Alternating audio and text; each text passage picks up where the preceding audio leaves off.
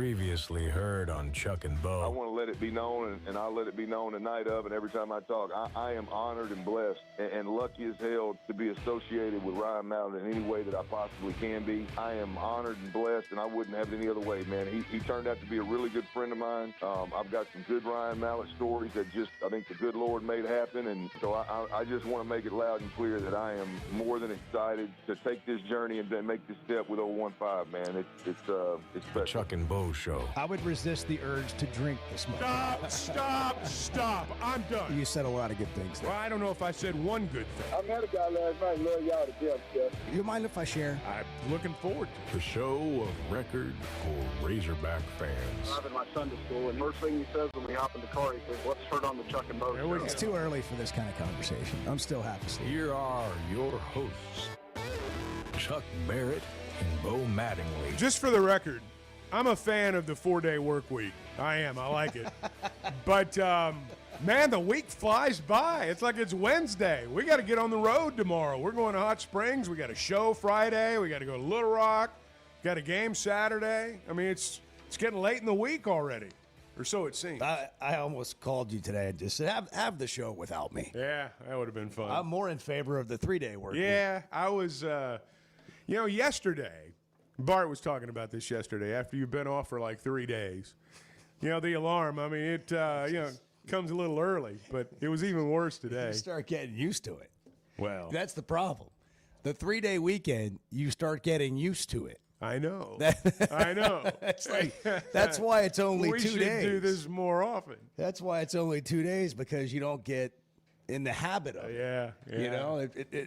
3 days, and now, man, you go one more day. It's kind of like being on vacation, depending on what kind of vacation you go on. Sometimes you're ready to be home. Yes. But then sometimes you're just getting settled in. I know. Like you finally just kind of got the lay of the land, you know where everything is now, and you've kind of figured it out. It's time to go home. That's how it works. And it's like, what about one more day? So, you call Chuck and you're like, listen, had some flight hey, issues. man, I missed my flight. I accidentally canceled it. They can't rebook me until like 48 hours from now. Yeah. It's a mess. I don't know if you've been on like the news lately, but American Airlines is a mess. And so Chuck looks, and man, there's a lot of open flights all day tomorrow. I don't know, man. There's what seats you're talking everywhere. All up and down the plane. Yeah, that's a good one. Yeah. but Well, we've man, all done that. Oh, that's good. It was a nice holiday weekend. It really was. We just jumped right in yesterday because there's so much. There was a going on. game, and we'd had a game Monday night. But yes, it was really nice on Sunday to know there was another day of, of not having to get up really early. I want to. You know what I want to do today? I want to make sweeping judgments. Let's from do it. week 1. I love a good sweeping judgment. Let's go big today. Let's jump to some conclusions. Like, for example, Alabama wins 5 games this year, or Alabama wins 10. Were we fooled by week 1? Here's one. Florida State is in the college football playoff. Or same kind of deal. Florida State wins 8 games. Auburn's good. Auburn's going to win 10 games. Wow. I was going to say 9. Well, I thought that sounded outlandish. 9's fine. 5. Bart's Sell me- still down I on want him. people to sell me things today. Sell me a something. car. Sell me a car. Sell me something. Call in and sell me something about this season. Get Bo's business today. Yeah. Do it. Do it today. Earn his business today. Make me believe it. Bart, make me believe it. Auburn's going to win 5 games. That's what you said? 5. Show Sure. me. Sure. Tell me what you believe and why, Bart. Give it to me. I don't know that we're He's ready not for that. awake yet. Yeah, Look well, at him. No, I'm not. His I'm soul's not awake yet. Yeah. What's you the were- problem, Bart? Wow, you were sleepwalking. Not. Yeah, well, we'll get there. I've had We'll one of get those there. mornings where I'm like, what am I going to do next? Like I hit snooze on my phone this morning, take it off the charger. It's right there next to me. And goes off again, and I go to grab it. It just goes flying across the room, smashes off the wall. Seriously. How many times In the covers, like. How many times over the last year have you said to yourself when that alarm goes off, man, what was I thinking? Oh, not many. Most days. No. Whose I'm alarm's There- going there's off an now? alarm going off now. Is that you, Chuck? No, it's not me. That's Edward doing it on purpose. Yeah, That's the Edward's- sound. Edward's being clever. Yeah. Time to wake up. Yeah, that's Edward's attempt at clever. Being clever again. I don't know where the sound is originating from. Didn't it sound like it was in the room? It did. I didn't hear it in my headphones. I didn't either. But you played the sound. You're playing the sound. It's not in my headphones. It's not in my head. Is your mic? That's No, your concerning. mic's I'm playing it from the computer. That's concerning. So it's Well, not running through the. We might have an issue. Well, There we go. I knew it was going to be one of those days. My phone goes flying across the room. Then I, on the way in, I spilled coffee on my lap. did you really? Yeah. That's a bad Had a deal. Fairlife protein shake. Spilled some of that. Went over a bump. I mean, just. Speed bump. You know or when just you bump? just don't feel quite together. That's how Bart Right. is right now, where you're here, but you're just not kind of functioning properly.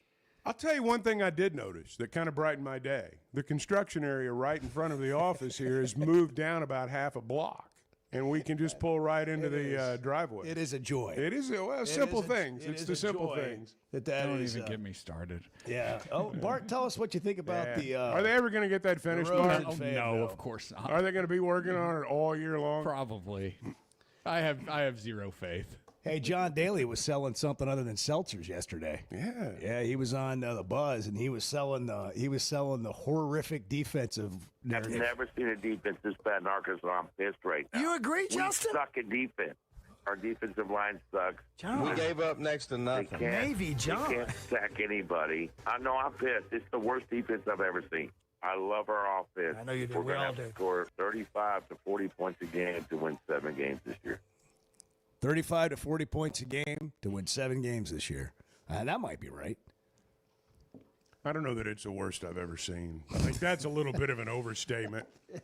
But, there are Sell going it. to – hey, we're going to get into conference play, and there will be some games where they may have to score that many to win. There may be one in a couple of weeks. I don't know. What do we think we know from week 1? You can't say that What did we really learn? You can't say that a team that held its opponent to 1 of 12 on third downs is the worst defense Well, you've ever seen. Again, probably an overstatement. you can't there. you can't say that. Well, you can. Well, you just sound ridiculous. Well, it's Well, listen, it doesn't sound ridiculous to a lot of people. A lot of people think that's true.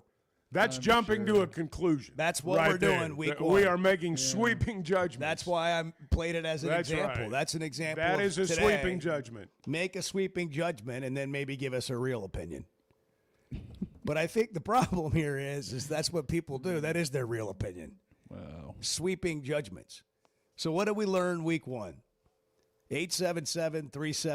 877-377-6963. We kind of got into this a little bit yesterday. I don't know if anybody really went here. We brought it up a few times. What was your view of the season after watching one game against an overmatched opponent? Did it change anything for you? Did it confirm something for you? Or did you get nothing out of it at all? I think I knew this would happen. We posted the Taylon Green stuff from yesterday we talked about. Would you rather have Taylon Green or Arch Manning as your quarterback after week 1? Yeah. And you and I said we'd rather have Taylon. I think somebody tweeted me that we are taking delusional to another level. Wow. So I think we should rename the show the Chuck and Delulu Show. Delulu. Delulu Radio. Well, everyone can think what they want to think. I mean, that's the beauty of it all. It is. Change my mind. So here's the thing about Taylon that people may not realize. So we had Emory Hunt Jr. on, who's a college analyst, an NFL analyst. He's a football analyst. He's a high school, like across the board. He fought all levels of college football and really digs in on evaluating talent. And he thinks that Taylon Green has as high of upside of anybody in the SEC that'll be draft eligible next year. That includes Arch Manning. And I didn't say it, he said it. And then he came on the podcast he goes on, I forget the name of it that we've quoted before. Let's play it. How can you talk up Lenora Stellars but not talk up Taylon Green? And when you think about Green, bigger, faster, a little bit more arm talent in terms of throwing with touch at times, and has the arm flexibility, and has worked with a pro, coaching in Petrino and what he has done to develop guys into the pro level. How could you not talk that up? And we've seen flashes. This is not necessarily a wild take like some may believe it to be. When you think about, okay, what's working at the NFL level? What's the traits that people look for, the tools that people look for? Has he shown the flash that you can say, okay, if there's a little bit more growth, we can see how he can develop into a valuable starter for us? Now he's talking. Sorry, I thought he was. I didn't know he was. He goes on, but you get the gist. No, he goes on to say that he could be the class of the SEC quarterbacks coming out. Now he also said in there if he shows growth. Well, everybody expected him to show growth in year 2. I mean, virtually anybody you hear from, right? Well, Petrino, year 2, these guys. So when we get on here and say something like we'd be happy to have Taylon Green ahead of Arch Manning, it's not really about Arch Manning and playing a really tough Ohio State defense. It's just, my point is, what are you lacking at quarterback that somebody else in the country has? I'm not saying he's the best quarterback in the country, and you can nitpick at stuff and go find somebody else, but would you really pick somebody else to be your quarterback? Well, I think one of the key things he said in there was that Green plays the style that the NFL is looking for now. Not necessarily that he's NFL ready, but that he plays the style, the way the Daniels guy at Washington plays, the way Lamar played when he was, and still is, arguably the best player out there. It's not to say that Green's that good. It's that that's the style. That's what they want now in the NFL. If you can't move, if you can't run, that's a mark against you. From the time you get out of high school to the time that, you either walk to the NFL or you walk away from football. That's what they want. And Green has that style, and that's why people are fascinated by him. That's why professional people, the scouts, are fascinated by him, because if he makes these next steps, and I'm not suggesting he's made them yet, he's on his way, but if he makes them, he's a legit pro prospect. He's got his best chance with Petrino. It doesn't mean he'll get there, but that's what he's talking about. When he talks about Taylon Green in the NFL, he's talking about that style. The NFL loves that style of quarterback, and that's what gives him a chance. It's just interesting to me how quickly people might dismiss that idea of Taylon Green being that's fine. really good. But my point is, like, if you're a Razorback fan, or how are you not excited about the quarterback you have? And I think a lot of people are, but it's not some outlandish statement to say that you would pick him, even though it sounds like it on the surface. Let's just, at the end of the year, let's go compare Taylon's numbers with Arch Manning's numbers. Well, I guess the kind of season they both, and I think Arch is going to have a good year. I would pose the question this way, if you want to talk about that's ridiculous for Taylon Green. Name me one thing Arch Manning has done on the field that justifies all the hype and all the predictions about his football future. Name me one thing that he's done on the field that justifies all that. Not just, and I'm not knocking Arch Manning, not at all. I actually like the Mannings a great deal. I think that's football royalty. Great. But the hype machine has just gone over the top for this guy. It's not fair to him. There's no way he can live up to it. Absolutely no way. But, again, what's he done on the field so far that makes you believe that this guy's going to be the greatest ever, or that he's head and shoulders better even than Taylon Green? What's he done on the field so far that's better than what Taylon Green's done? All that's true. Now, that is so all accurate, right? Now, say it. Taylon Green could be better than Arch Manning. Taylon Green may have That's the next step. Look. But you say that, and people look at you like you're know. bananas. No, that's exactly right. And then you say, well, what has Arch Manning done on the right. field? And they're like, well, I haven't thought about it. Like, people don't think about it. They just roll with narratives. And we'll see what happens. I mean, you know, we know the offensive line wasn't great last year. Talon wasn't a great decision maker last year. Didn't see the whole field last year. All that stuff cannot be proven in game one based on the opponent they played. I just think it's interesting when you say something like that around here. It's like, you're bananas, man. You are nuts. And it's like, well, tell me how I'm wrong. Happy to hear it. 877-377-6963. Bart's almost awake, and that's when the show really gets going. Got that coffee. Sweeping judgments from week one. Delusional judgments from week one. Realistic judgments from week one. We'll try to sort it out. It's Wednesday, by the way. It's Wednesday. Yes, we've made it already. It's already Wednesday. Yeah. Happy hump day. We're 2 days into the 4-day work week. You're right, Chuck. You're right. You're right. You're not wrong, Chuck. Because Well, we that's don't all I want wanted to hear. That's really all I wanted to hear. The Chuck and Bo Show. Oaklawn is your hot springs escape. Enjoy plush comfort, upscale dining, and Arkansas's only Forbes 4-star rated spa at our luxury hotel. And with easy access to Hot Springs National Park and sparkling lakes, Oaklawn is your home base for everything the region has to offer. Come stay, play, and get away at Oaklawn, a Forbes Travel Guide recommended hotel. Make your reservation at oaklawn.com. Gambling problem? Call 1-800-522-4700.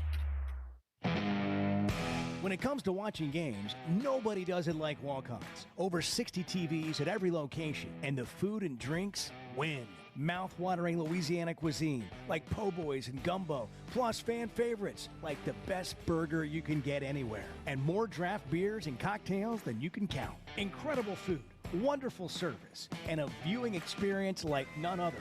Walk-On Sports Bistro. We live for this. Arkansas's one-stop automotive shop is right around the corner. Fayetteville Auto Park. FayettevilleAutoPark.com. Chevy, Toyota, Honda, Acura, Collision Center, all in one place. And if you're shopping pre-owned, Fayetteville Auto Park has you covered. With so many new cars sold, we always have a great selection of fresh trades. Why settle for anything less than the best? Fayetteville Auto Park, West Showroom Drive in Fayetteville. Proud sponsor of the Chuck and Bo Show. I love a day or weekend at Big Creek Country Club in Mountain Home. The golf, the people, the hospitality, and the events they host always hit the mark, and members enjoy it all. State-of-the-art practice facilities, food, beverages, a big pool with a snack and beverage bar, tennis and pickleball courts, and they can even book you an exclusive fly fishing trip. There's no initiation fee, and for out-of-towners, a membership is only $185 a month. It's Big Creek Country Club in Mountain Home. It's home away from home. The two best guys in mediocre sports radio. The Chuck and Bo Show.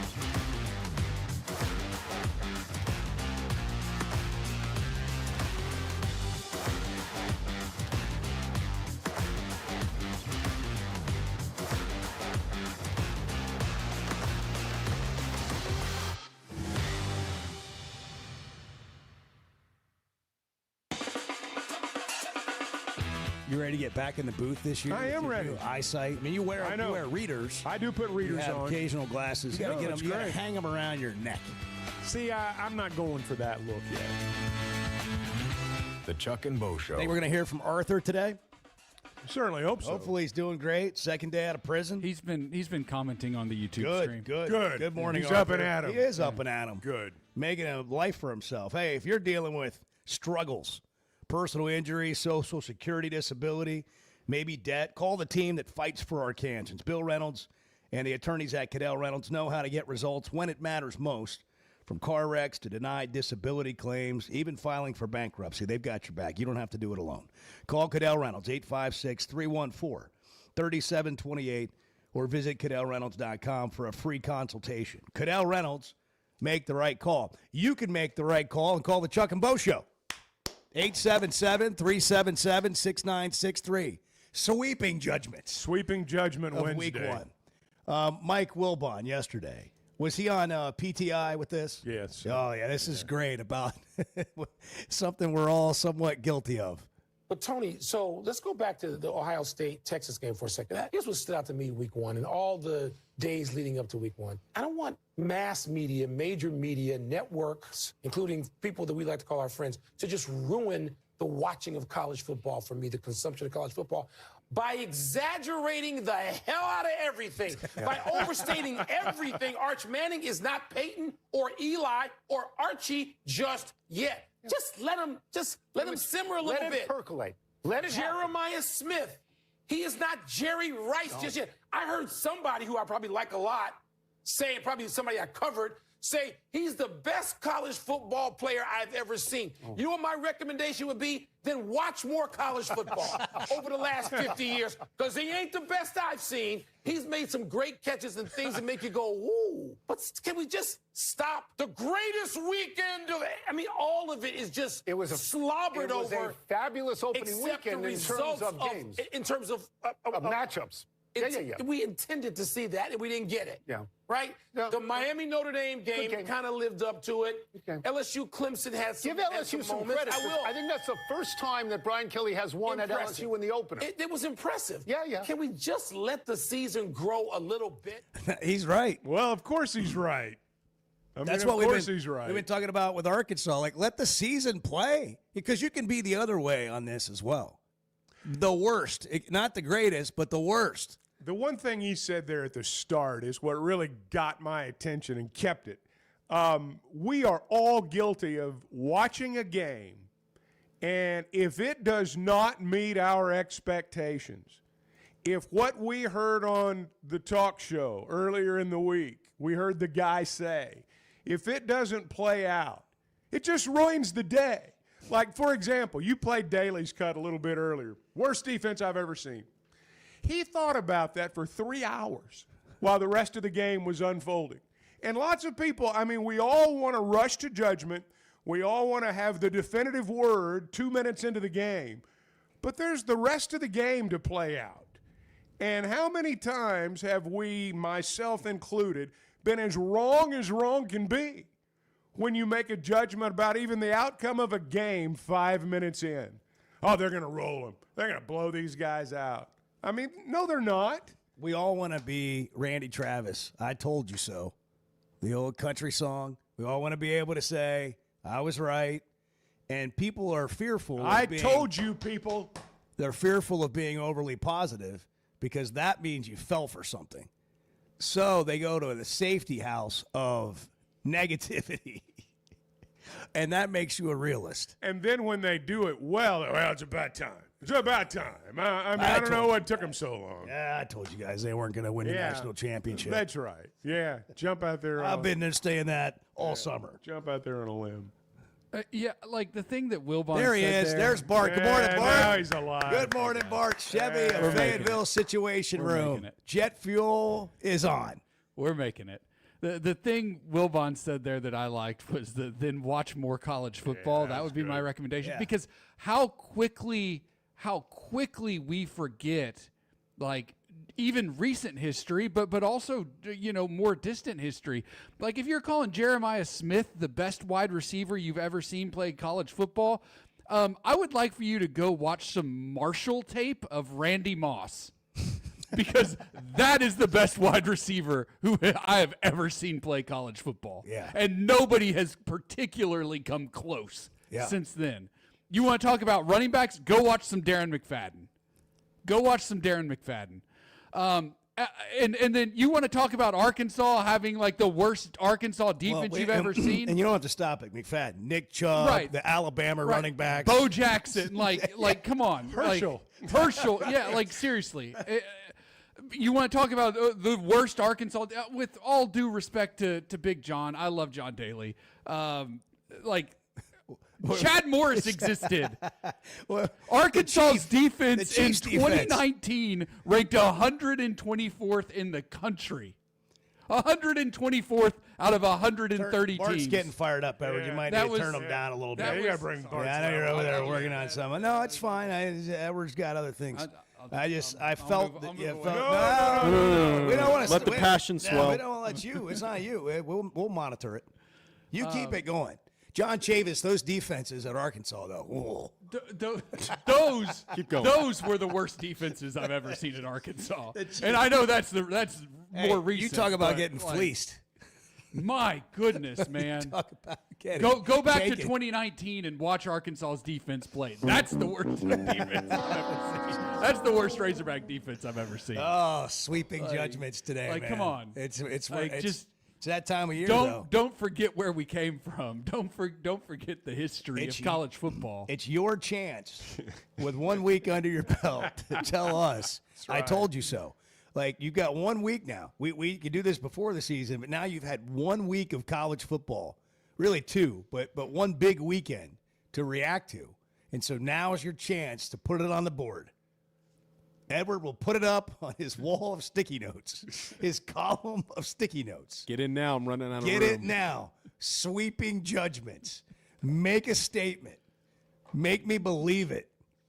877-377-6963. Here's my Razorback sweeping judgment. All right. Omega Blake will lead the SEC in receiving this year. The SEC? The SEC. Put it on the Omega board. Blake will lead the SEC in receiving. Let's go. This Put it not just the Razorbacks, Yeah. but the SEC. Yeah.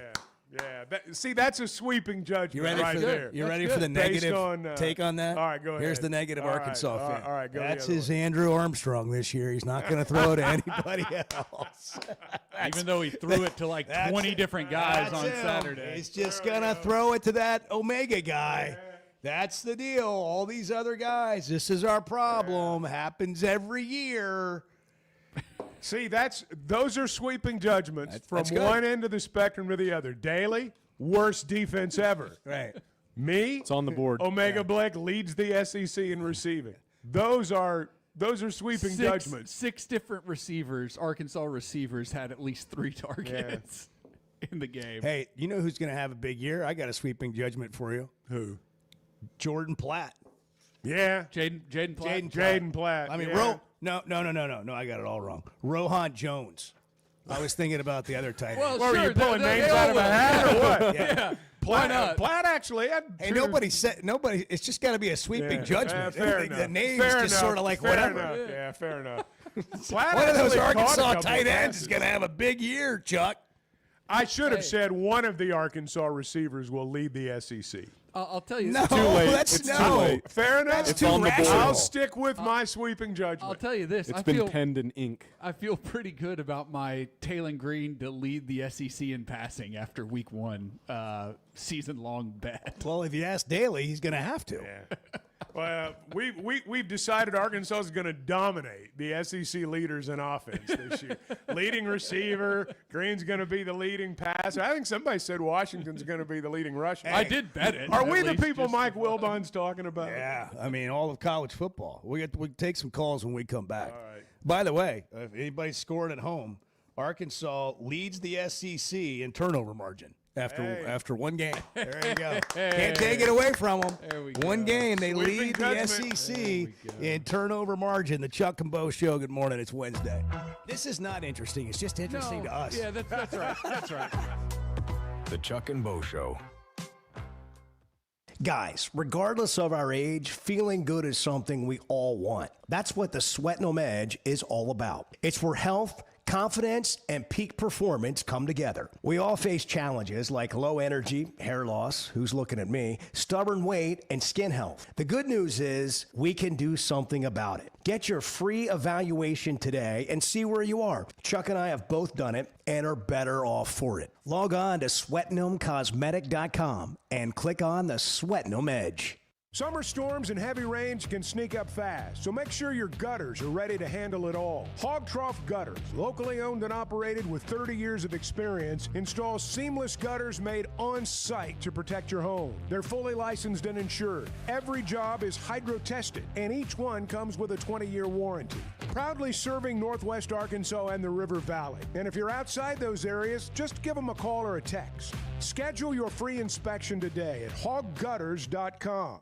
Today's been a strange day. Yeah, we've had some struggles here. Let's just be blunt.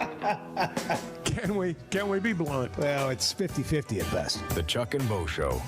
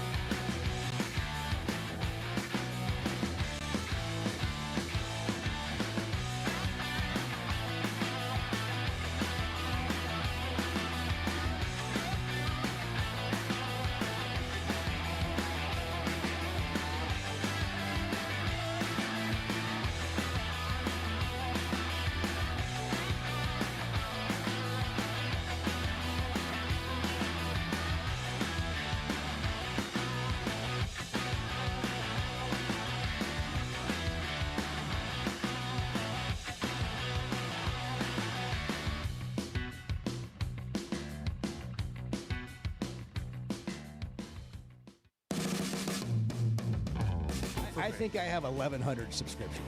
I'm pretty sure. It is so ridiculous. That guy subscribed to Hulu twice. The Chuck and Bo Show. Bart has a sweeping judgment. I do. That's odd, I know, but he does. Well, Tennessee is better without Nico Iamaleava. Yeah? Yes. With beyond the shadow of a doubt. By the way, let's just do a little check-in on Nico, $3 million, whatever the heck it is he's making. He's not UCLA. making that. Whatever it is, he's stealing money. Like they are thieves. Thieves. Those people are thieves. It's not true. Well, it's not true. It's just all one big con. I think so. Here's Nico's stat line in week 1. 11 of 22. That's 50% completion percentage there. Easy math to do. 11 of 22. Even me could have gotten that one. Ooh, 136 yards, 1 touchdown, and 1 interception in a 43-10 loss at home at the Rose Bowl. Golly, man. To open the season. To Utah. Who I personally picked to win the Big 12, but still. I saw a picture of the Rose Bowl right at kickoff for that game. There's like nobody there. I mean, nobody. And they've got half the place, they've got it covered with tarp, to make it look like it's a festive atmosphere. I'm certain no one cares. However, what was this guy and his family thinking? He set up at Tennessee to be what? A second-year quarterback with who? A pretty dang good offensive mind. You're going to have a great year. That's right. And you walk off the field in spring practice. For what? To be really bad at UCLA. And they said it was like a family decision. Look, this is the dad's fault. This is the dad's deal. I mean, it's so hard to understand. Well, I mean, this is about a dad that's I get just that. that's the whole deal here. And I actually, a time or two, felt sorry for those boys. Yeah. Because I'm sure that it's been this way since they were 6 years old.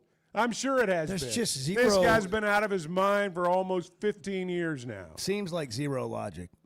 Maybe I'm really missing UCLA, something. by the way, just a 2.5-point favorite at UNLV this week. Ooh. And UNLV, I don't know that they're as good this year as they were No, they are last not. year. They are not. It doesn't seem that way. Let's check in with Arthur, who's in Vermont now. He's made his way from Good morning, guys. New Hampshire, the correctional institution there. Yeah. He's a free man. Vermont. He's a free man in Vermont. Yeah. How is your freedom? It's beyond words, but it's like the place that I'm going to be probably going, God willing, is a VA place.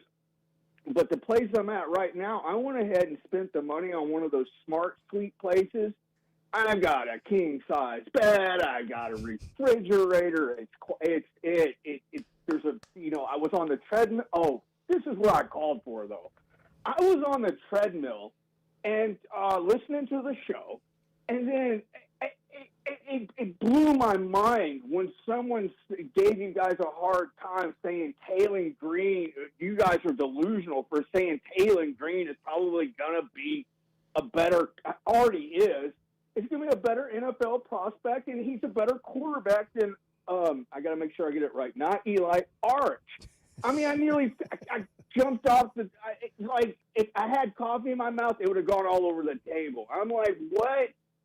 And I think Arch Manning is definitely in line for a new college football award called the Ugalele QB of the Year award. Like, you remember that guy that went to Clemson and then he went to Oregon State, then he was at Florida State. He was always this still number one quarterback. I mean, he got the Dr. Pepper deal. I mean, he was on the Dr. Pepper commercials. Yeah, it's like he is that guy minus the one good game against Notre Dame. So, and then with that, let's sweeping judgment. Oh gosh, Arkansas is going to have to overcome a bad call against Ole Miss that will be like at the worst possible time to win that game. They're not just going to let Arkansas walk in there and watch. They're going to have to overcome a bad call. And I know why the SEC does things the way they do a little bit. There was some insight. The guy you guys were talking to yesterday, Alabama doesn't have a lot of money. They don't have the billionaires. They can't buy out DeBoer if they want to, unless they start doing like bake sales or, we should have been tipped off to that because, like I said, the spike in sales of generic cigarettes every time they come to town. And then it's like, because there's a rule. I think you can have 105 scholarship players. Well, I think Arkansas could handle that. Maybe I'm wrong about that, but, we could build our roster. It seems like everything is geared towards helping Alabama stay, always the top of the SEC, and they take into account their issues. Because remember, we used to be able to bring recruits to Little Rock, and they said, no, I can't do that anymore. And then what else did I have written down here?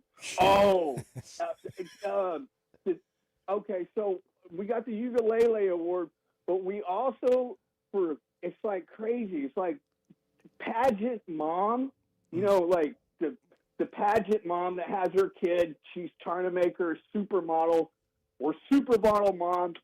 For men, on the flip side of that is QB dad. And yeah, that's a good one. Definitely, that is a good one. Yeah, I'm on a roll. I was almost, I was kind of in the jury of doing my cardio, and but it's just like I'm like, what has to anybody question that? Maybe you don't agree with it, but what has Arch Manning done? I mean, really, people that I trust made statements about him in high school that said, really, if he wasn't a Manning, he would only be a 3-star quarterback. Now, when Quinn Ewers before his injury, I get being behind him, but after the injury and when they played in the Texas played in the Cotton Bowl that first game after his injury, I don't know. Quinn Ewers has never been the same quarterback, and to not be able to beat out Quinn Ewers at the end of last year, I guarantee Sarkisian is not. If you know Sarkisian well, he doesn't care about whose feelings. He stomps all over him. He thinks it's going to help him win. Arch Manning would have been on the field. So, really, I can't think of anything else more that I need to add than that. But it's a great call. For taking my call. It's a great call. Arthur, it's great to hear from you. Appreciate the preparation. Appreciate you bolting off the treadmill to get right on the show when we hit a chord. I don't really have anything to add to that. We can certainly come back and react to a lot of it. He breathes in that freedom. But I just want to let that, just Jim Rome rack him right there. That was Great good. call. That was good. That was terrific. Hey, before we go to a break, Weichert Realtors, the Griffin Company, I think about your son, and I think about so many people who have partnered with these guys over the years, and they walk away feeling like, man, that was the best decision I ever made. I sure am glad I did that. And, because, look, when you're buying a home, chances are it's the most money you're ever going to spend. And a big investment like that, I mean, you want someone on your side. You want someone that's fighting for you, and that's what you're going to get with Weichert Realtors, the Griffin Company. Now, when it's time to sell the house, when it's time to list your home, list it with somebody that, first off, knows what they're doing, but most importantly, has a list of buyers a mile long, right? I mean, right in the back of their head. And that's what you're going to find with a Weichert agent. That's what being in business, as long as they have been in business, that's what it brings you. They've been turning houses into homes since 1978. You can log on to WeichertGriffin.com. Chuck has thoughts. I want to have some coffee and let you guys roll for a while. This is going to be good. The Chuck and Bo Show. High school sports in Northwest Arkansas and the River Valley have never had a bigger stage. I'm Alyssa Orange, host of the Varsity Vibe podcast, and every week we'll be bringing you the stories, highlights, and moments that matter most to our communities. Don't miss a beat. Subscribe to our newsletter, check out the Varsity Vibe podcast, and follow us on social media for the latest scores and spotlight features. Get it all at varsityvibearkansas.com. Football season's here, and Flight by Yuengling is the light beer built for game days. Tastes like a Yuengling, but it's a light beer, and only 95 calories. Flight raises the bar for what a light beer should be, and now it comes in a 16-ounce resealable twist-off aluminum bottle and skinny cans. Perfect for tailgates, watch parties, or just kicking back after the game. Pick it up at your favorite store or ask your bartender. Flight by Yuengling, the next generation of light beer. Some moments call for more than just a win. They call for unforgettable. At Blakeman's, you're not just buying a diamond. You're creating an experience that starts the moment you walk through the door. Their newly remodeled space is absolutely stunning, and Cafe B has a personal touch you won't find anywhere else. Their in-house diamond expert makes it easy to find the perfect piece for any occasion, and that purple bag, still undefeated when it comes to saving the day. Blakeman's Fine Jewelry. It's more than jewelry. It's your story. Has your roof been taking a beating after the summer we had with the heat, the sun, and those sudden storms? Teamwork Roofing and Construction knows your roof is more than just shingles. It protects your home, your business, and everything inside. And their expert team delivers top-quality roofing and construction services all over Arkansas and beyond. And they only use the best materials while treating every project like it's their very own. Visit their website, teamworkbuilt.com, or you can find them on Facebook. Teamwork Roofing, built on quality, powered by teamwork. It seems like everything is more expensive this year, but replacing your AC doesn't have to be. If you need to replace your AC this summer, before you commit, price check with Paschal. You can save money and use the professionals to replace your system.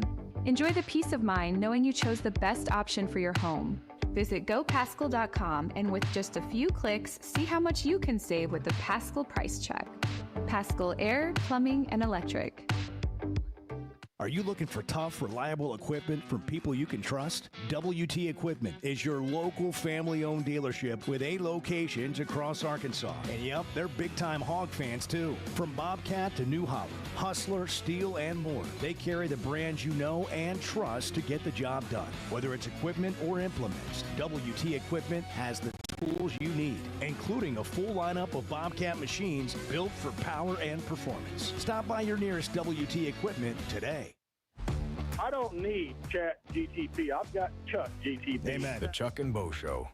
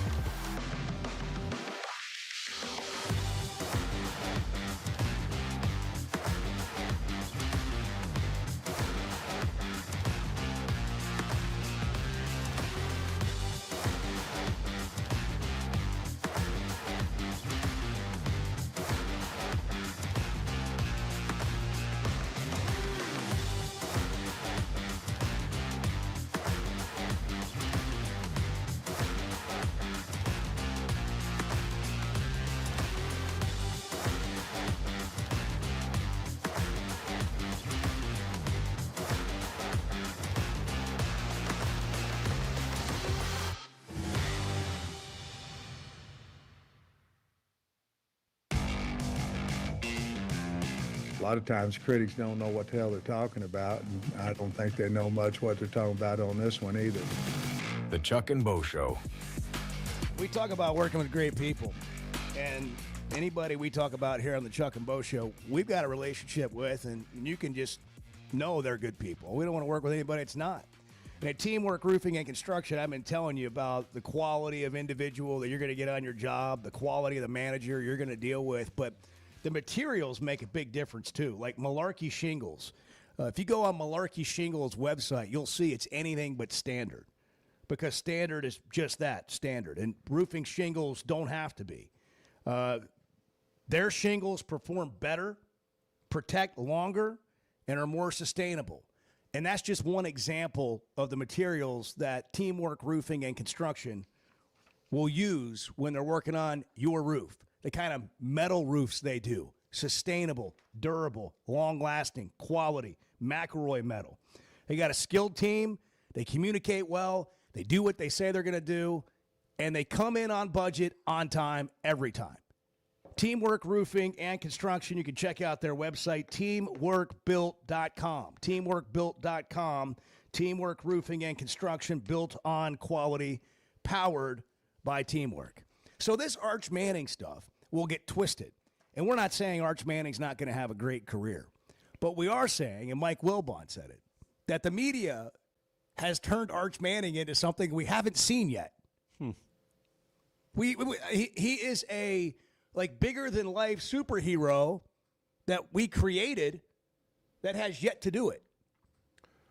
Well, let's be honest. Another Manning being a great quarterback would be a good story. People would follow it. It's attention grabbing, but that's not happened yet, and we don't know if it's gonna happen. We just don't.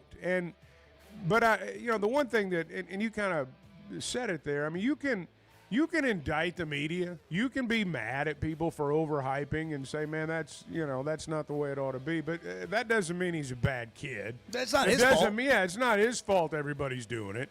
He's not a guy that is out there promoting himself. He's no Nico Iamaleava. He's handled everything in a humble fashion. But, people have just anointed him the next Tim Tebow, and he's not a long way from there yet. You've got Sam Pittman live tonight. I do indeed. That's too bad. Yeah. You know what today is? Why is it too bad? I'll tell you. Today's bowling league day. Oh, I could be bowling. I had you and I. We need a day in league. A bowling league tonight. A day league. We need a day league. 2 o'clock in the afternoon. You and I are at the Ozark Lanes. That's it. Striping it. First Security is about more than great banking. Yes, we provide the financial expertise, digital tools, and everything else you need when you need it. But we also go all in on local support with friendly professionals, plus convenient locations all across the state. Because we believe personal banking is better banking. Visit fsbank.com for details. That's fsbank.com for friendly, local banking with First Security. Bank better. Member FDIC. When something goes wrong, a car wreck, an injury, mounting debt, or getting denied the help you deserve, it's hard to know where to turn. That's when Cadell Reynolds shows up. This is a team that fights for Arkansans. Personal injury, disability, bankruptcy, they handle it all. And they know how to get results. You've got enough to deal with. Don't try to figure it out alone. Call Cadell Reynolds, 866-314-3728, or visit CadellReynolds.com. Cadell Reynolds, make the right call. Chevy of Fayetteville has over 200 new vehicles on the lot right now. So if you're in the market, now's the time to make a move. That includes the brand new Chevy Traverse, the Chevy Trax, and all the favorites like the Tahoes and Suburbans. And for truck lovers, there are Silverados in stock and ready for immediate delivery. So go see Chris, Mark, Denver, and the team at Chevy of Fayetteville. Together, let's drive. The voice of the Razorbacks is Chuck Barrett, and he chose McDonald Eye Associates for his recent cataract surgery. I went to McDonald Eyes. I can see in a way I've not seen in a long time. And I'm looking forward to this football season because of that. Your eyes are a big deal. I don't care if you're a sports play-by-play guy or what you do. You have to have trust.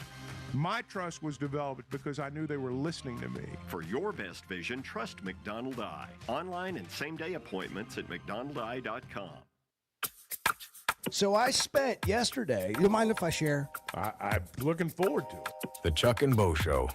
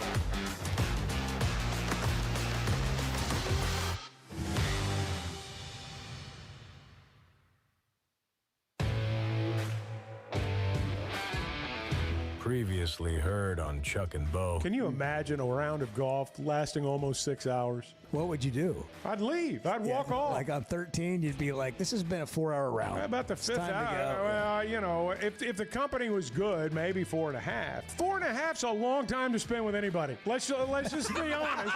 4.5 hours is a long time to spend with anybody. There it is. Comes down there it is. That's what we just learned a lot about Chuck right there. Yeah, that's why this show is only 3 hours. The Chuck and Bo Show. I would resist the urge to drink this much. Stop. I'm done. You said a lot of good things there. Well, I don't know if I said one good thing. I met a guy last night. Love y'all to death, Jeff. You mind if I share? I'm looking forward to the show of record for Razorback fans. Driving my son to school, and first thing he says when we hop in the car, he says, "Let's turn on the Chuck and Bo Show." It's too early for this kind of conversation. I'm still half asleep. Here are your hosts, Chuck Barrett and Bo Mattingly. September 3rd. It's Wednesday.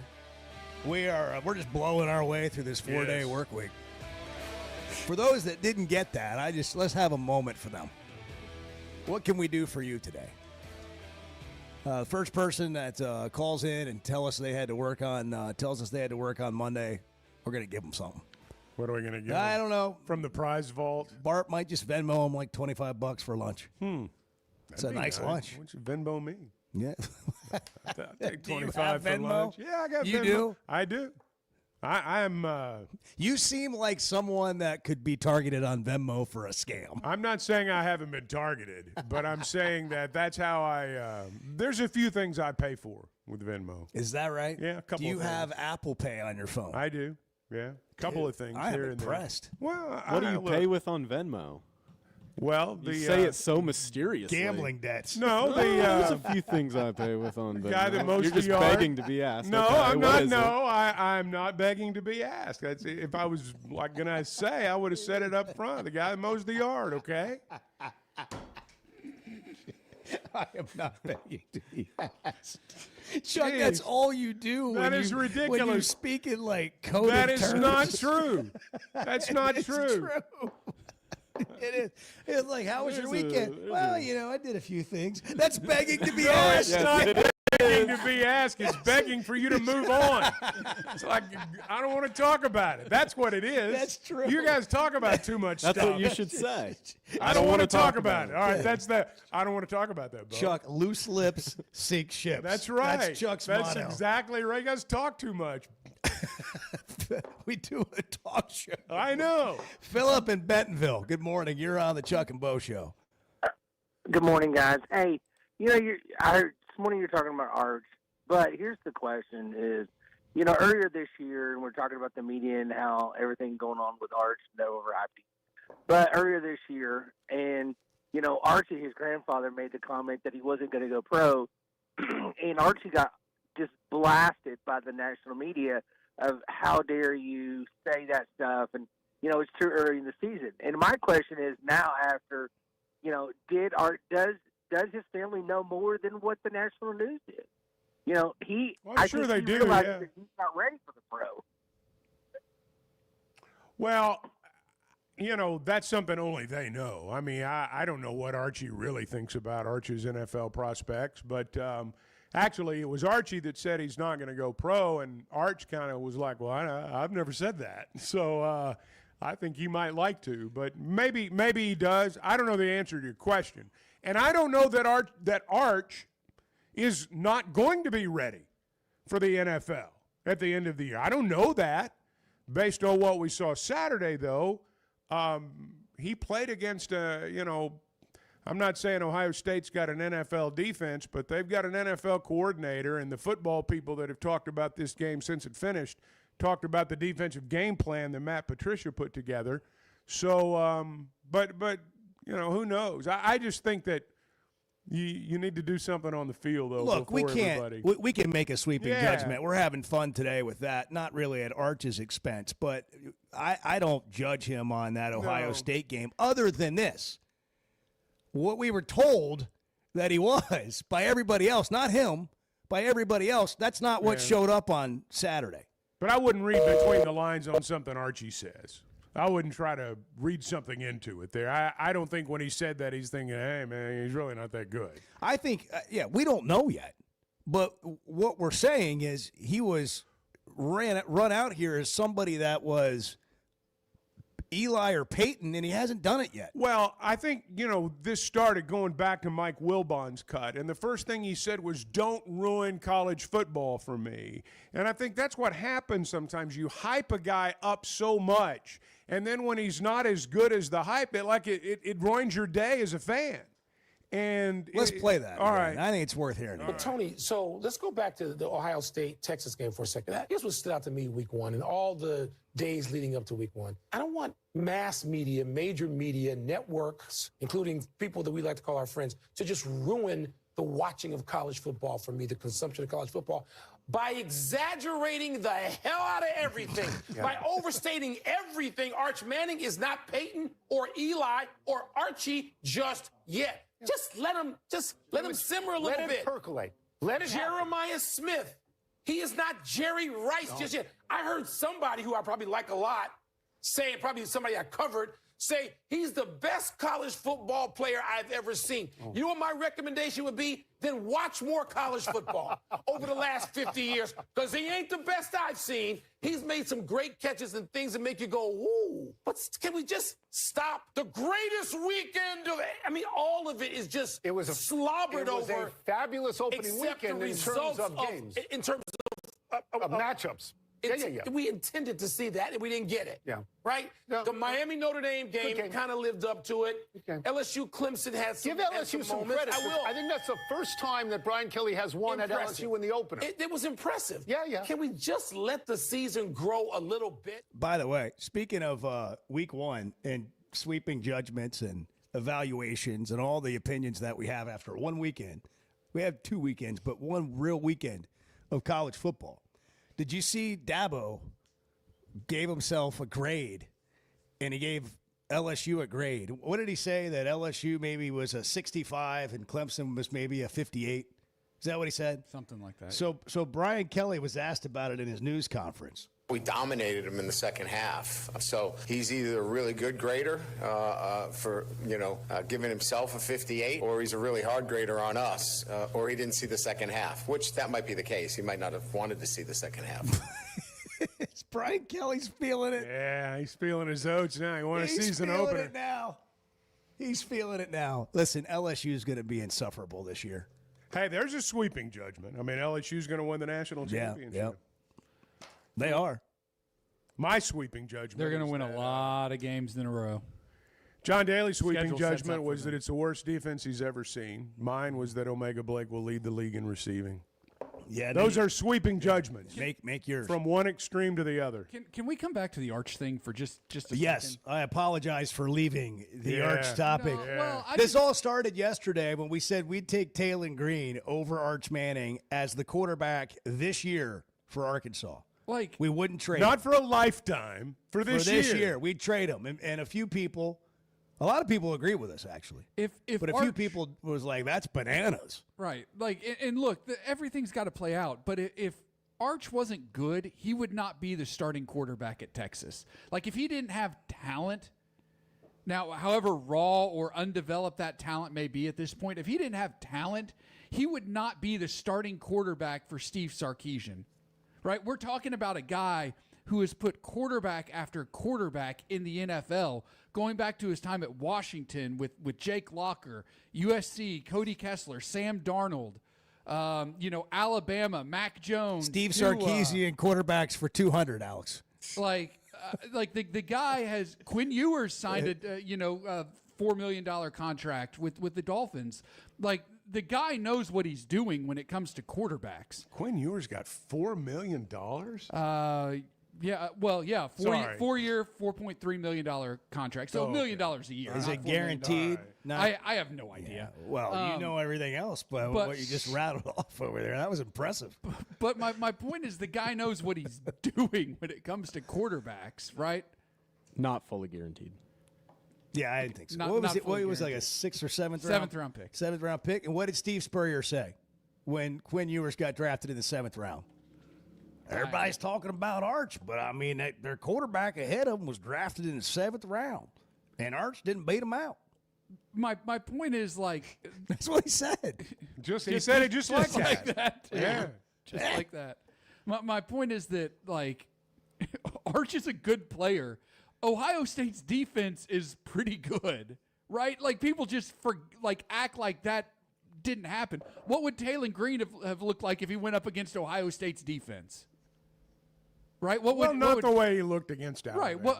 Right. What would any they've got a good defense, right? You're making your first real start. He started a couple of games last year against, non-conference teams or whatever. But you're making your first real start as the full-time starter on the road at the Horseshoe against the defending national champions who have a really good defense. And then you're gonna and then your takeaway from that game is gonna be, well, this guy sucks, I guess. Well, I don't think that. Well, I know I'm not saying you do, but people do. And I hate Texas. So tired of this crap. I hate Texas. I do think though that the guy has been built up to a point. Oh no, he's been where put on a it's gonna pedestal. be so hard, right? To but live it's up not to. his own doing. No, it's not his fault. Right. But also, I still think Taylor Green's a better quarterback right now. I don't disagree with that at all. That was where it all started yesterday. Right. No, I think that's very true. Let's go to Bentonville. You want to go to Bentonville? Sure, why Let's not? go. It's a lovely place. Let's do it. Great restaurant. Stephen is there. We're going to Stephen in Bentonville. By way of Stephen, we're in Bentonville. Good morning, Stephen. Good morning. Good morning, guys. How are you guys doing? I did have to work Monday. I worked for a charter school, charter high school here in Springdale, and I know schools were out. However, I had to bring stuff home with me, but it wasn't a bad day. Graded papers, no students bothered me, so it's kind of cool. We'd like to buy you lunch. But Bart would like to buy you lunch. Please do. Let's get your Venmo. I had a good day. We're going to put you. Great. Don't hang up at the end of the call. We're going to put you on hold. We're going to get your Venmo, and we're going to Venmo you for lunch today. Wow. Sounds great. Appreciate it, guys. Absolutely. You were the first one to call in. It worked on Monday. We said it. Yeah. You're a man of your word. I mean, you could keep going. You don't have to hang up now. I mean, or you don't have to be done with your point. Yeah, he was just angling I for had lunch. a better day than he was angling Bill Belichick did on his Monday. Oh, yeah. So, oh, man. And he had to work. That's another thing. Like, are we being unfair to Bill Belichick? No. That's a sweeping judgment. That's not going to work at North Carolina. That's a sweeping judgment. Can we leave him and his girlfriend alone? No, it's not going to happen. Chuck said he's lost his mind. You said that this summer. Yeah. He does look like a caricature out there. Can we talk about the backdrop for the post-game press conference? Like, it wasn't just the UNC logo or anything. He had a balloon arch behind him after getting his butt kicked. They trademarked by TCU. They trademarked that term "gold digger." I expected "gold digger" to be on the backdrop there. Yeah. With the trademark underneath. Yeah. I mean, it is sort of comical what's happening there. Did you see where she came up to him on the sidelines for a quick word, and somebody said she was can I have $20 for the concession stand? Look at that. That's so brutal. Well, it is brutal. Steven, stay on the line. We're going to get your Venmo. Hang on. Edward, would you get his Venmo? Yeah, that balloon. What is that? It's a balloon. Okay, Oh, here's she the had question. balloons. Do you think that's a Jordan Hudson creation? The balloons? Yes. At the press conference. I think there's a chance, yeah. I think there's a really good chance. You just got worked over by TCU, and you're giving your post-game press conference under a balloon arch. Man. Well, oh my gosh. It struck me watching all that stuff with Belichick around this game. In the NFL, I know there's a lot of attention paid to the NFL, but these guys can get away with just coaching, I mean, have you ever seen a guy more uncomfortable in a baby blue suit than Bill Belichick? Can we do what do you think a conversation sounds like Oh, my with Belichick gosh. and her? She's like, what do you think about maybe putting balloons in the press conference? Okay. Okay. Good idea. Maybe we'll put them right over here. We'll get a cookie cake. Whatever you want to do. Yeah, whatever. Just mumble around. I'll bet whatever you want to do comes out of his mouth a lot. I'll bet that is an oft-uttered phrase right there. It's a Chuck and Bo show. See, this is what the Chuck and Bo show is. You just show up and have coffee with you. The Chuck and Bo Show. School sports in Northwest Arkansas and the River Valley have never had a bigger stage. I'm Alyssa Orange, host of the Varsity Vibe podcast, and every week we'll be bringing you the stories, highlights, and moments that matter most to our communities. Don't miss a beat. Subscribe to our newsletter, check out the Varsity Vibe podcast, and follow us on social media for the latest scores and spotlight features. Get it all at varsityvibearkansas.com. Some moments just call for something unforgettable. At Blakeman's, you don't just buy a diamond. You create an unforgettable experience. Their newly remodeled space is stunning with Cafe B right inside and their in-house diamond expert that'll help you find the perfect piece every time. That's just part of the Blakeman's experience. When you see the purple bag, you know it's something special. It always saves the day. Blakeman's Fine Jewelry. It's more than jewelry. It's your story. Summer storms and heavy rains can sneak up fast, so make sure your gutters are ready to handle it all. Hog Trough Gutters, locally owned and operated with 30 years of experience, installs seamless gutters made on site to protect your home. They're fully licensed and insured. Every job is hydro tested, and each one comes with a 20-year warranty. Proudly serving Northwest Arkansas and the River Valley. And if you're outside those areas, just give them a call or a text. Schedule your free inspection today at hoggutters.com.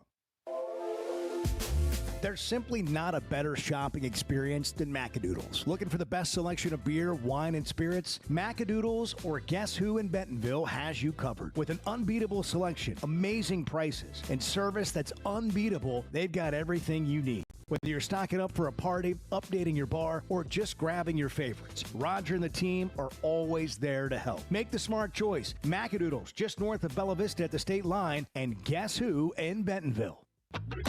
The Chuck and Bo Show. You hear that? You hear that? Back to Safe Sports Radio. That's special.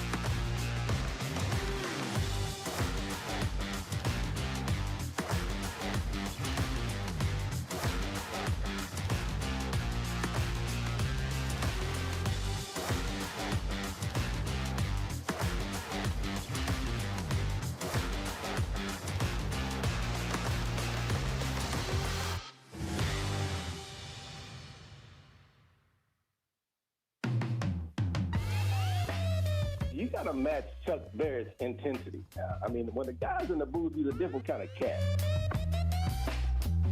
The Chuck and Bo Show.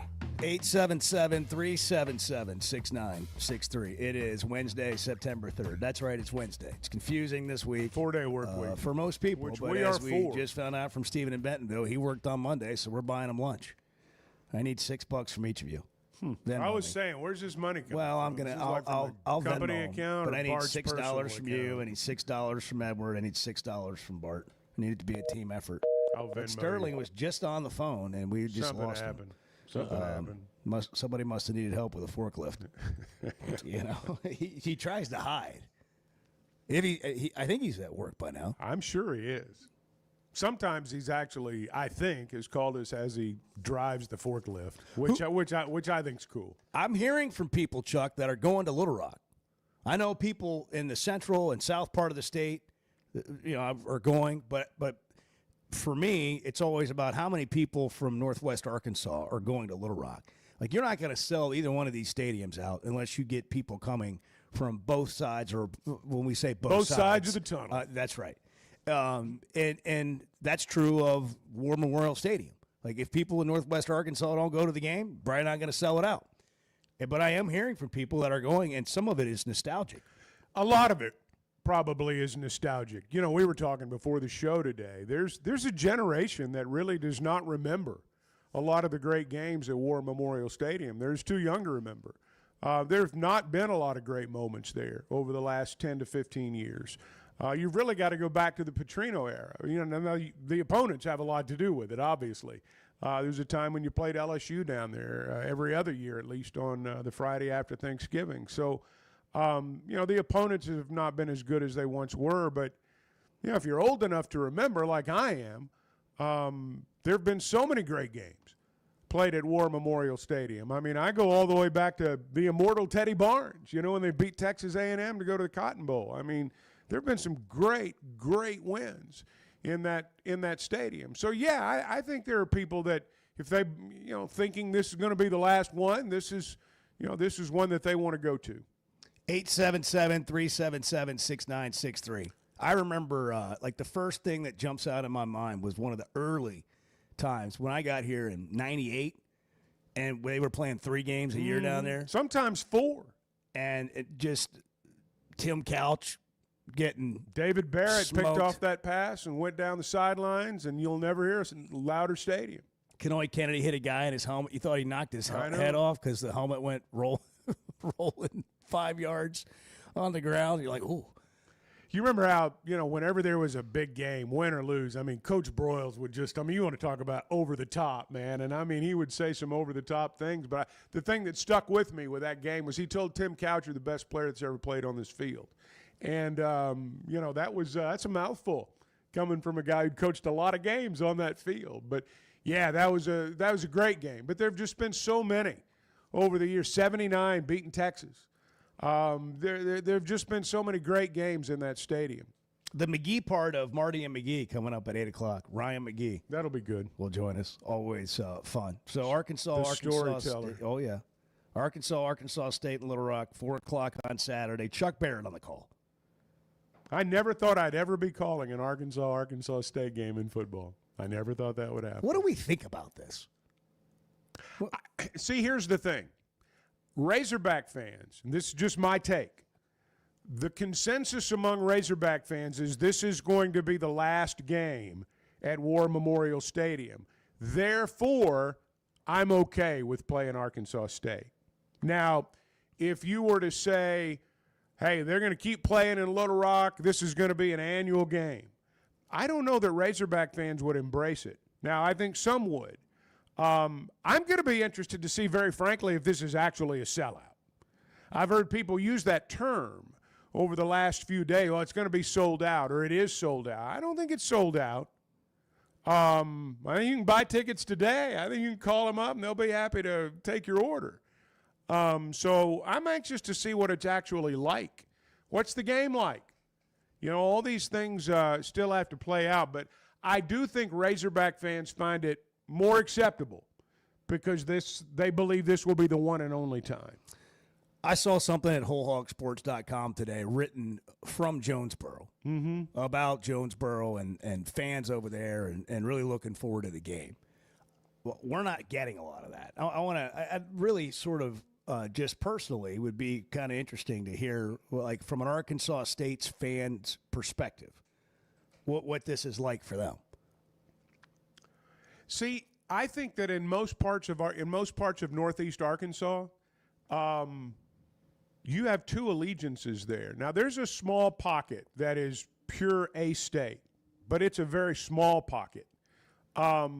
the people, and I've got lots of family in Northeast Arkansas. They're Razorback fans first. They pull for ASU. They've never pulled against them. But when the game starts Saturday, they're going to be pulling for the Razorbacks. There will be a pocket that is purely ASU from the northeast part of the state. There will be a pocket from Little Rock that's just against everything the Razorbacks do, pure and simple. There's going to be against the Razorbacks. And that's going to make up the ASU cheering section.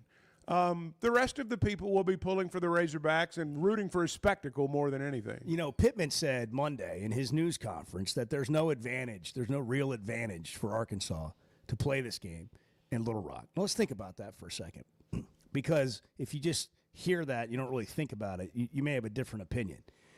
What made us think this was a good idea to play a home game where potentially 15 or 20,000 fans could be rooting against you for a home game? I don't think it's going to be that many. Well, okay, 10,000. I don't even think it's going to be that many. Maybe not, but the game is set up for it to be. I know. Like that's how the game was set up. So if you're looking at it from a Razorback perspective, how is that a good thing? This is not about football. This is about politics. Arkansas and Arkansas State's never been about the game. It's been about the politics of it all, and that's what's going on right now. And that's also been true of games in War Memorial Stadium in general. Right. But if you're a Razorback fan, what do you do with that? So you just said it. I agree with you. It's about politics. But my point has always been about Little Rock. I don't have anything against Little Rock. Obviously, we've got a lot of great friends there, a lot of great people, and a lot of Razorback fans. My question has always been, how is playing a game there good for the program? Like if you're the coach or you're the AD, your job is to try to put your program in the best position possible, and that's what you want as a fan. But then we forget that at times. And we make decisions or we voice opinions that aren't in the best interest of the program. And to me, that's one of them. It's hard to let go of the past. And there was a time when Arkansas needed to play in Little Rock, had to play in Little Rock, vital to play in Little Rock for the financial health of your program, for the overall health of your program. You had to go there. You had to play. And you didn't really have to do it. It was fun to do it. That's where the best games were played. Times change. You know, the world keeps progressing. Those that get left behind are generally not happy about it. In this case, it was the most populous part of our state that got left behind in this, war of facilities, if you want to use that term. But that's what they're hanging on to.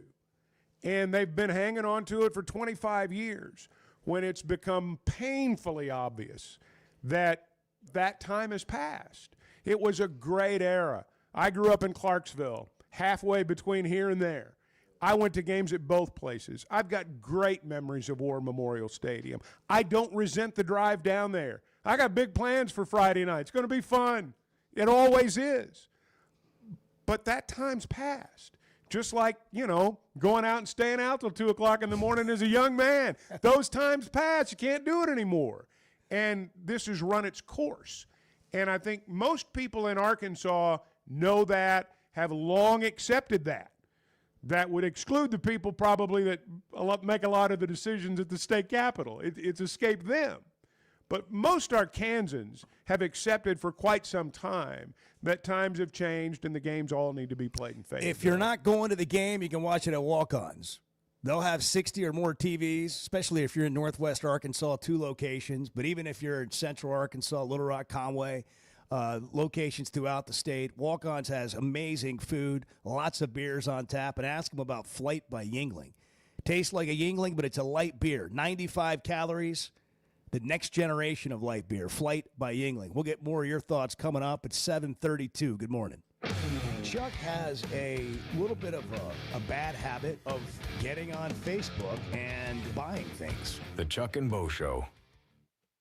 Are you looking for tough, reliable equipment from people you can trust? WT Equipment is your local family-owned dealership with 8 locations across Arkansas. And yep, they're big-time hog fans too. From Bobcat to New Holland, Hustler, Steel, and more, they carry the brands you know and trust to get the job done. Whether it's equipment or implements, WT Equipment has the tools you need, including a full lineup of Bobcat machines built for power and performance. Stop by your nearest WT Equipment today.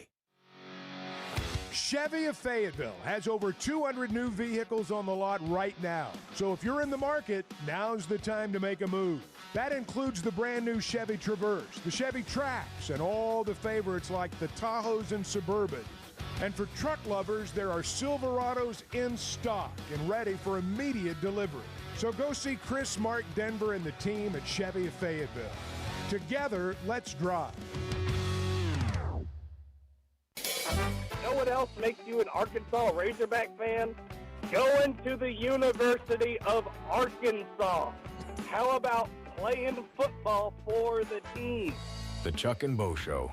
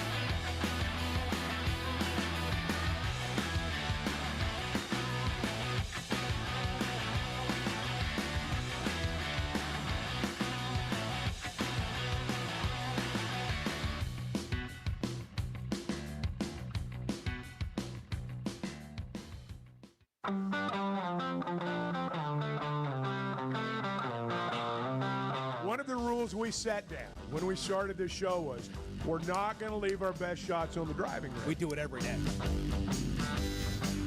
The Chuck and Bo Show. Nelson and Harrison. You're on the Chuck and Bo Show. Good morning, fellas. Nelson. Here we are again. Another game week. It's going to be different because it is Arkansas State, and you know they had a decent year last year. They haven't had the best year.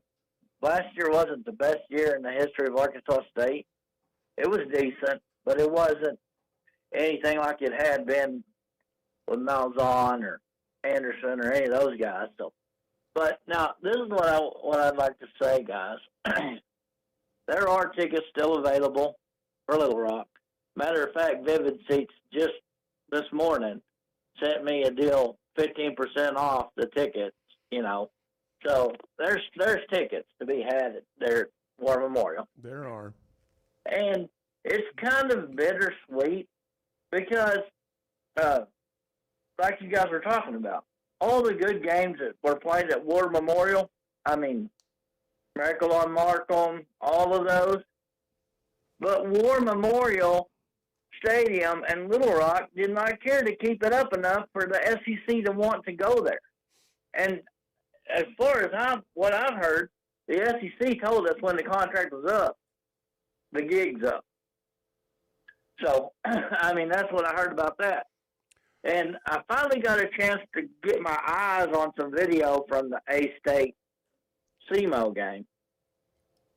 And as bad as our defense is, Arkansas State's defense can get in bad positions too. And I've seen SEMO's running back truck their linebacker. I mean, made him look. I mean, if that would have been Braylon Russell or Mike Washington, that kid would have been in next week. Not just the day after the game, but he'd been in next week. So this game, it'll play out like it's supposed to. Maybe 21, 25-point win. But the War Memorial thing, it's time for it to go away because they don't even put marquee opponents in the game anymore because you don't get a marquee opponent to go down there and worry about water or any of the other stuff that's going on down there. So, guys, I'm ready for the game, ready for the weekend, and y'all have a great week. Thank you. You too, Nelson. You know, part of the reason he touched on something there right at the end. He talked about the water. And I know that, you know, that was a sore spot with people when they ran out of water. People do want amenities when they go to a game, and they got a lot of them in Fayetteville. And by comparison, very few in Little Rock. And that's part of the reason people in Northwest Arkansas don't go. Sterling in Center Ridge, good morning. Chuck and Nelson, I ain't going to let y'all get me in that trap of talking about War Memorial Stadium in Little Rock. I ain't going to let you do it. Well, what are you going to talk about then, Sterling? What do you want to do? What we're going to talk about was how everybody said the Cowboys got fleeced on this Parsons deal, and they would say they still got a deal like Khalil Mack with the Raiders. Now, with Mack, if I'm remembering correctly, they got 2 first-rounders with Mack and a 5th and a 6th-rounder. A 5th and a 6th. Now, they did get Clark, the Cowboys. So that cancels out either one of those picks. You can pick 5th or 6th. Whichever one you want to pick out, you cancel that out. So you're saying that the only thing different is a 5th or a 6th-round pick. It's the only difference in the 2 trades and seeing when they made the trade. And everybody busted on this talking head shows and everything. Jerry got fleeced, Jerry this, and Jerry that. And the Khalil Mack trade was the blueprint. And he basically got the same thing that they got for Khalil Mack. I mean, don't listen to these people do your own research when you listen to these screaming A's. Well, now, Sterling, Micah Parsons is a better player than Khalil Mack. Not at the time when they traded. Well, I mean, you're looking back now. I mean, I'm talking about the time of the trade. Khalil Mack was the thing. Yeah. He was it. I understand he was that. Micah Parsons at that time. You looking for Sterling's right about that. I'm not disagreeing with things statistically. I'm saying that you're going to have a hard No, time I'm talking about the convincing. players. Nobody cares about the Cowboys. Oh man, okay. I'll talk about the Razorbacks, Steve. why everybody so upset? I mean, they still gave up 7 points. I know they went up and down the field a little bit, and they did a little bit of this and a little bit of that. It's the first game of the freaking year, and they gave up 7 points. And all I hear is that defense stank. The defense stank. I heard a famous golfer. Well, I heard it after the fact because I listened to y'all. A famous golfer talk about this is the worst defense he's ever seen. I mean, they just started watching football this week at Arkansas. I mean, that's sweeping judgments. I mean, it's crazy. And I just don't understand it. I don't understand it. And I got another thing for Bart real quick. Now, Bart, you do a great job on your picks, and you keep them coming because you have turned some of my 5-team parlays into 7-teamers. Whoa. And some of my 6 into 8. So you do a great job, my man. But I'm going to help you out on something. First quarter unders. Don't be afraid to play those in big games, especially with defensive coaches. Because, nobody want to make that big mistake. Early in the game, you know how they fill each other out that first quarter. Next thing you know, that first quarter's over with, and you done hit that first quarter under just like that. Don't forget first. I ain't saying put that in your picks for your show. Don't do that because I need your game pick. But when I'm advising you, when you put your parlay to boost it up a little bit, first quarter under, especially in Big Ten games with Iowa, teams like that. Yeah. Iowa unders are a mainstay. Keep that in mind, Bart. Iowa unders are a mainstay on my card. How do you go under on an Iowa first quarter score? I mean, can you go under 1 point? Negative numbers. Like, how do they do that? -3. I don't even know how you would do that in an Iowa game. Do they even have that? I mean, Iowa didn't score till we got people just hanging up today. Right? They dropped the mic. That's the phone equivalent of a mic drop there. Like there's the pleasantries. I agree. I mean, I'm all for it. We don't need to ask how we're doing. Let's just get right into it. No, you're right. I agree. All that. The total for the first quarter in the Iowa State game this weekend is 7.5. Oh, wow. Will one person or will a team score more than one touchdown? I guess is what it boils 7-0. Wow. Hey, if your AC's on its last leg, I mean, we're getting toward the end of summer now. Maybe it's just played out. Winter weather's on the way, or at least it'll be here soon. Replacing your system might sound like a big investment, but with Paschal Air Plumbing and Electric, they make it easier than ever to stay cool, to stay warm, and save big money. Paschal keeps your system running year-round, whether you're in the summer months, whether you're moving into fall with winter on the way. And right now you can save big money, 0% financing in some cases, payments as low as $125 a month. Don't wait for your system to give out. Schedule your free estimate today. Professional people, professional service. That's the Paschal promise. Hey, I'm sorry if this makes too much sense. I am more than happy to hear where I'm off on this. The Chuck and Bo Show. It's stunning to hear every 20 minutes a child is diagnosed with a critical illness. But we can help grant life-changing wishes with Waiters for Wishes and the Razorback men's basketball team. It's Tuesday, September 30th from 6 to 8 p.m. at Walk-Ons in Fayetteville. This private ticketed event lets you take photos, get autographs, challenge your favorite hog to a Pop-A-Shot, and bid on silent auction items, all benefiting Make-A-Wish Mid-South. Tables are limited and going fast, so reserve yours today at midsouth.wish.org. Arkansas's one-stop automotive shop is right around the corner. Fayetteville Auto Park. FayettevilleAutoPark.com. Chevy, Toyota, Honda, Acura, Collision Center, all in one place. And if you're shopping pre-owned, Fayetteville Auto Park has you covered. With so many new cars sold, we always have a great selection of fresh trades. Why settle for anything less than the best? Fayetteville Auto Park, West Showroom Drive in Fayetteville. Proud sponsor of the Chuck and Bo Show. Football season's here, and Flight by Yuengling is the light beer built for game days. Tastes like a Yuengling, but it's a light beer, and only 95 calories. Flight raises the bar for what a light beer should be, and now it comes in a 16-ounce resealable twist-off aluminum bottle and skinny cans. Perfect for tailgates, watch parties, or just kicking back after the game. Pick it up at your favorite store or ask your bartender. Flight by Yuengling, the next generation of light beer. Oaklawn is your hot springs escape. Enjoy plush comfort, upscale dining, and Arkansas's only Forbes 4-star rated spa at our luxury hotel. And with easy access to Hot Springs National Park and sparkling lakes, Oaklawn is your home base for everything the region has to offer. Come stay, play, and get away at Oaklawn, a Forbes Travel Guide recommended hotel. Make your reservation at oaklawn.com. Gambling problem? Call 1-800-522-4700. Hey, it's Bo. And for me, business comes down to working with people I like and can count on. And that's Teamwork Roofing and Construction. They do what they say, they're on time, and when they're done, it's like they were never there and you have a brand new roof. Built with expert craftsmanship and the best materials. When it comes to commercial or residential roofing, get the customer care Teamwork Roofing and Construction offers. Check them out on their Facebook page, Teamwork Roofing and Construction. Built on quality, powered by teamwork. When is the last time you thought, oh, the SEC's making an announcement today, and it's going to be good for the Hogs? The Chuck and Bo Show.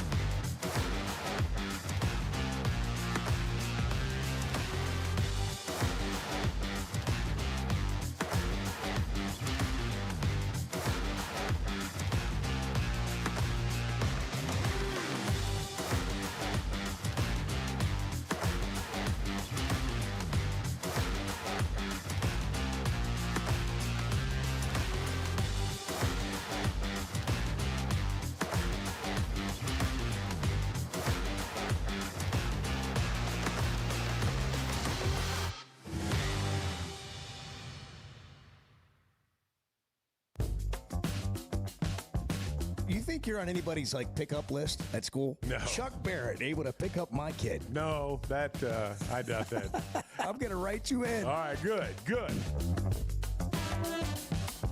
The Chuck and Bo Show. You know who's playing this weekend? Who? Arizona State and Mississippi State in Starkville. Ooh, that'll be a thriller. So I saw on the great social media that Arizona State they've got cowbells at practice. And it's like they've got a whole bunch of little cowbells, and all the trainers and, grad assistants are just walking around ringing these little tiny cowbells. How many times do you hear cowbells in Phoenix or Tempe? Do they not have a speaker system? So they're just trying to get used to that natural cowbell clang. And I got news for them. In no way is that going to simulate what they're walking into. No. And that is how that whole thing is allowed and whatever. It's it's an advantage for sure. But has there ever been a more obvious we feel sorry for you as a league to a team than you could still ring your cowbells? Yeah, it doesn't matter. Let them. I mean, really? Nobody else can do that. Them and Vanderbilt could get away with something like that.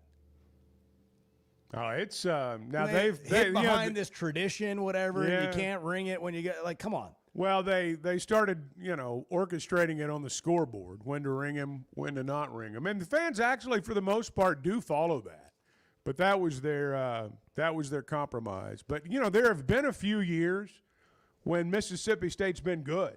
And that's always been a tough place to go play. And the Cowbells are part of the reason. Buried in the activity of the show today is the announcement. Brett McMurphy breaking the news yesterday, friend of the show, that in 2030, and nobody breaks schedule news more than Brett McMurphy. He's all over. Years in advance. King of the schedules. Arkansas and Texas Tech in Las Vegas. At Allegiant Stadium. Right down at the end of the strip. In Las Vegas. 2030.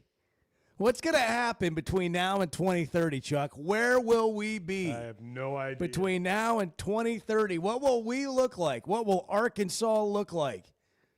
What will become of this show between now and 2030? What year is in that game in Vegas? That game was originally supposed to be at Texas Tech, too. Oh, okay. So it's their game. It's Tech's game. Because they come to Fayetteville in 31. Wow. So are they going to change that? What are we going to do with this 9-game schedule? Texas Tech's the big moneyed program now, too. I'm sure they only play in big games. What's this going to be like? I don't know. What's Texas Tech? Sweeping judgments week 1. What's Texas Tech going to be like They're this ranked, year? They're in the top 25. The team Arkansas beat in the Liberty Bowl last year is in the they're in the top 25. Let's look at their schedule. Can we get the new? I haven't even looked at the new top 25. How'd they do week? How'd they do after a sample size of games? Here, I'll tell you. Do we have any Ohio State's number 1. Okay, give me the start at the bottom. I want to know the teams that are in the top 25 ahead of Arkansas. That we think Arkansas is better than, and they won't be in there 25. Because their record won't indicate it. Number 25 is Utah. Bring them on. They're better than top 25. Is it next year we play out there? I think Utah is probably a top 15 team in the country. You're probably right.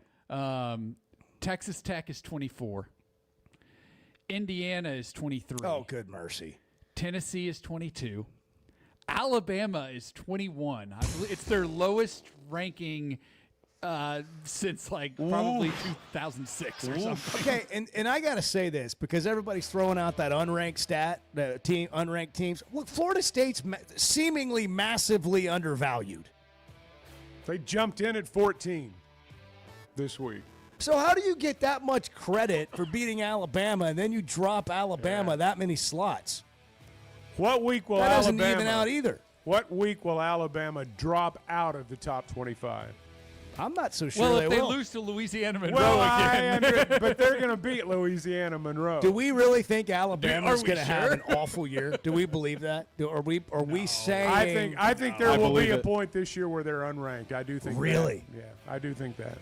You know what? Nick Saban was out there saying what every coach says: you make your most improvement from week 1 to week 2. I've heard that all my life. When you win in week 2, you say it again. When you lose in week 2, it's like, well, it doesn't always work out. Whatever it is, that first game you lose, you're going to make your most improvement that week.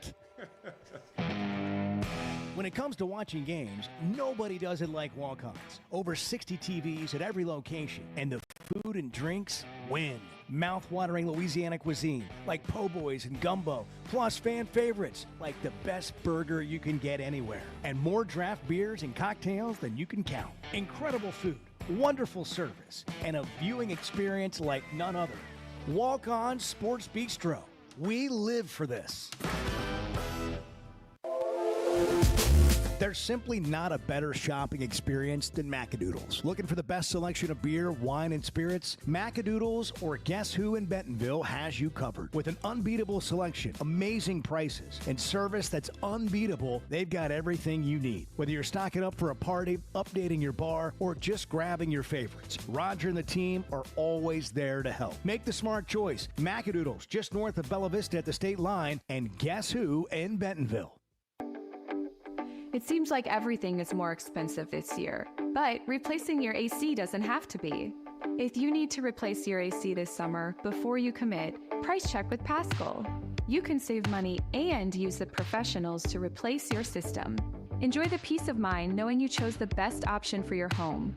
Visit gopascal.com and with just a few clicks, see how much you can save with the Paschal Price Check. Paschal Air, Plumbing, and Electric. Buying or selling a home's a big deal, and you want someone who is with you every step of the way. That's why those of us at the Chuck and Bo Show wholeheartedly recommend Weicher Realtors, the Griffin Company, because we've experienced it. They've been my partners for life. They're Bo's partner now, and I promise you, when you become involved with Weicher Realtors, the Griffin Company, they'll become your partners for life, too. They've been turning houses into homes since 1978, and you can always log on and check out their selection at WeicherGriffin.com. We were 0-5. They put us all in the coffin. They just didn't put the nails in. The Chuck and Bo Show.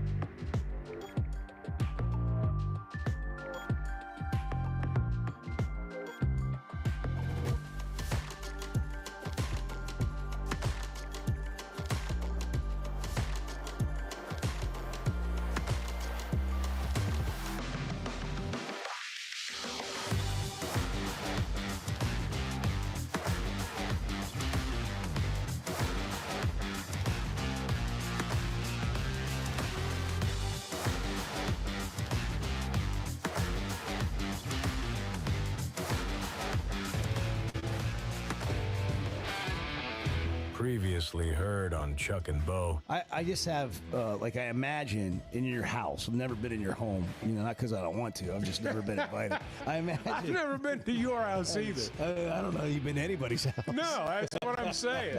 I've not been invited either. You go to anybody's house? No. Like anybody? No one invites me. Chuck's key to life is you don't come to my house and I won't go to yours. We'll just live out here in the wild together. You're reading me like a children's But story. The Chuck and Bo Show. I would resist the urge to drink this much. Stop. I'm done. You said a lot of good things there. Well, I don't know if I said one good thing. I met a guy last night. Love y'all to death, Jeff. You mind if I share? I'm looking forward to The show of record for Razorback fans. I'm in my Sunday school, and first thing he says when we hop in the car, he says, "What's heard on the Chuck and Bo Show?" It's too early for this kind of conversation. I'm still half asleep. Here are your hosts, Chuck Barrett and Bo Mattingly. Short work week for It some. is 4-day work week. For others, it's just barreling another on week. through. Yeah, another week. And laboring on Labor Day on Monday, but it's already Wednesday. And we're Halfway through the week. much closer to another game weekend. And, man, we had some good games last weekend. This weekend, I don't know if there'll be quite as many. Arkansas State and Arkansas playing at War Memorial Stadium for what's believed to be the final time. We've got a couple SEC games, Kentucky, Ole Miss, Arizona State, Mississippi State playing, not a conference game. Missouri's playing Kansas this week. That'll be a rekindling of a rivalry right there. Ryan McGee, a longtime reporter, a writer, ESPN, ESPN.com, co-host of the Marty and McGee Show on the SEC Network, friend of the Chuck and Bo Show, joining us now. Ryan, good morning. Thanks for hopping on Morning, with us. Ryan. What's up, guys? Hey, this is a big week. I can't believe that Arkansas and Arkansas State are finally going to play football.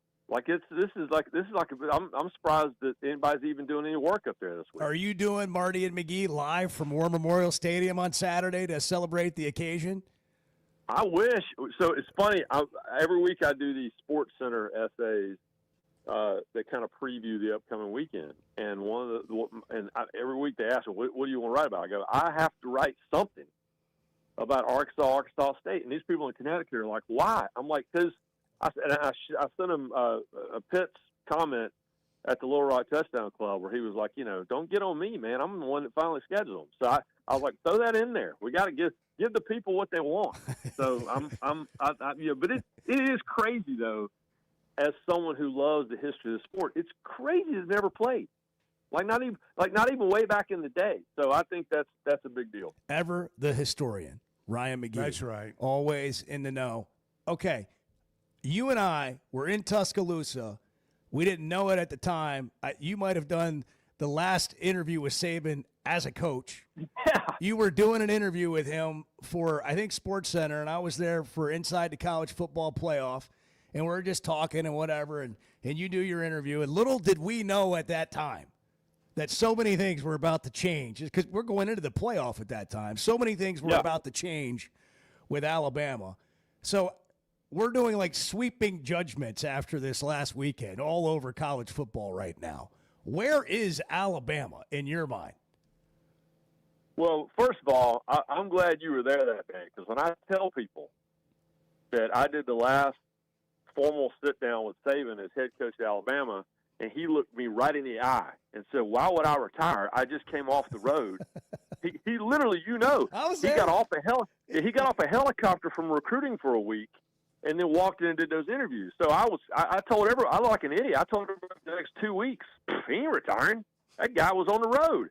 But anyway, I'm glad you were there. But no, it's chaos, man. And it's, everybody down there is super spoiled, like super, super spoiled. And the reality is, if this were, let's say, South Carolina or Arkansas or whoever, you would give them some grace, because I thought Jalen Milroe was a little overrated. I thought he certainly didn't fit the type of offense that Kalen DeBoer and those guys wanted to run.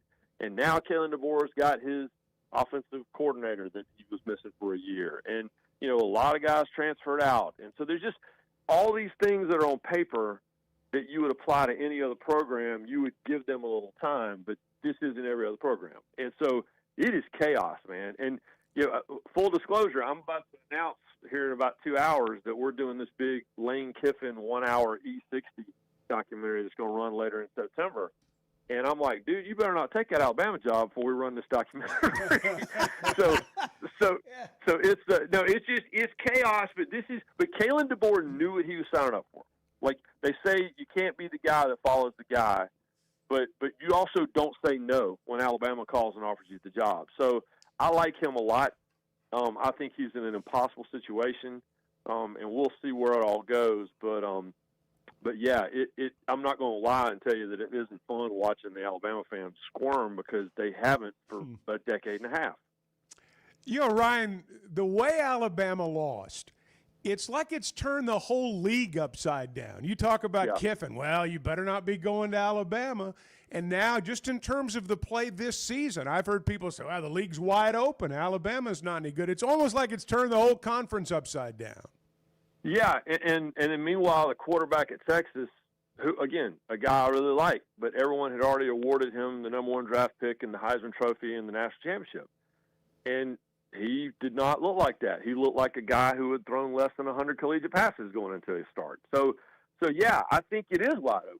And I think that you take the Alabama situation and you take the fact that Texas suddenly looks very beatable, and then you throw in the fact that it has been chaos in this league the last 2 years. I mean, we've opened the door for Diego Pavia to become an American hero, right? And so I think the table is set. I mean, even at Tennessee, who I saw on Saturday, they lost their quarterback and they look better without him.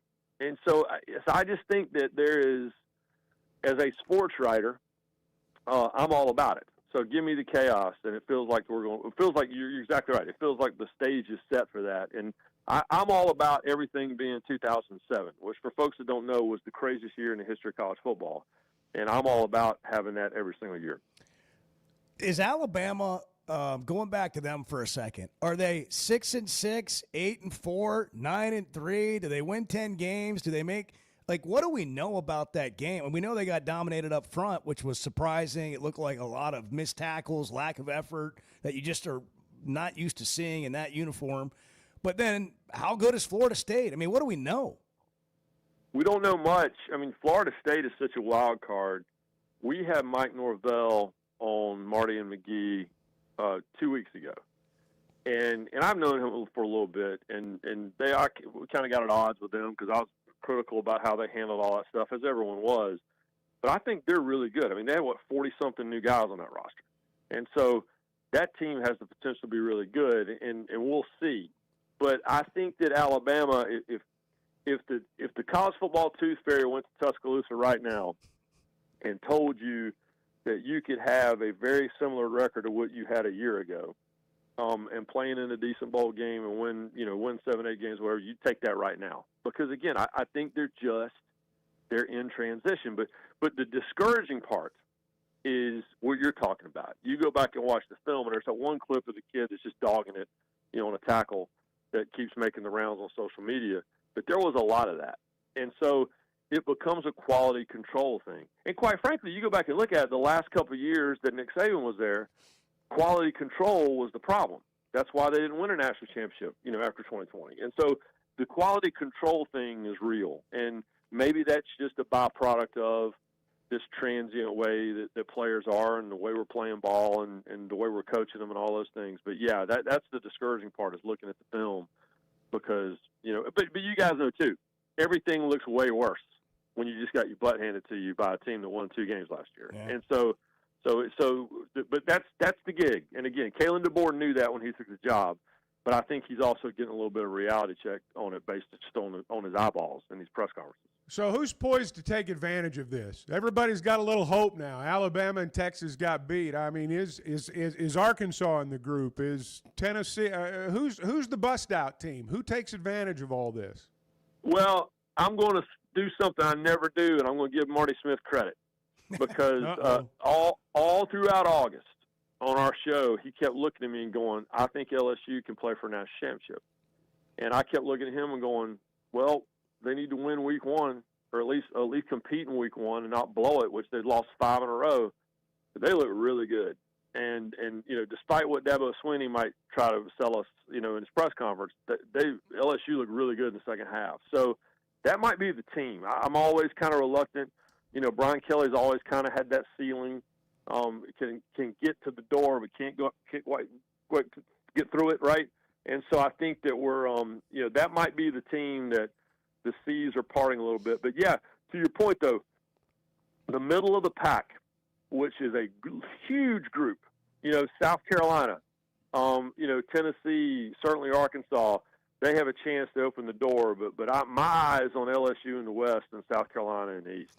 Ryan McGee with us, ESPN, SEC Network, Marty and McGee Show. I don't know how much you've looked at Arkansas' schedule or dug in on it at all, but obviously have A-State. You mentioned that this weekend. But they got a road game at Ole Miss, then at Memphis, then Notre Dame at home, at Tennessee, Texas A&M, Auburn, Mississippi State at home, at LSU, at Texas, and then Missouri at home to finish the season. Is this a 6-7 win team, bowl eligible team, in your opinion, if you're just predicting? Yeah, I mean, if the Tooth Fairy comes with that schedule, if the Tooth Fairy comes to you right now and says you can have 7 wins, you say thank you. I'll see you on December 30th, wherever. I mean, seriously, because and I don't think that's to me that's not a criticism of the team. That schedule is just ridiculous, and I don't know what Arkansas and Florida did to make everyone mad. But as soon as we, went to this new conference and no divisions and, now we're going 9 games and all that stuff, I just, for whatever reason, it felt like Arkansas and Florida were getting punished. But it is what it is. And, yeah, with the schedule the way that it is and catching teams when you're catching them, we joke about Arkansas State. You need to take care of your business, take the wins that are sitting on the table, and then you're going to have to sneak your way. And listen, that's what Sam Pittman does. Right about the time we're all like, he usually wins one that we didn't see coming, and wakes everybody back up. And so they need at least one of those, maybe 2 of those this year. Taylen Green, year 2 under Petrino. I think people are aware of that, but if you watch him play. And we've talked to people that spend time with scouts, and I mean, he is a guy that they're looking at saying he might be an NFL potential quarterback, like the class of the crop that comes out of the SEC this year. He's got that kind of upside.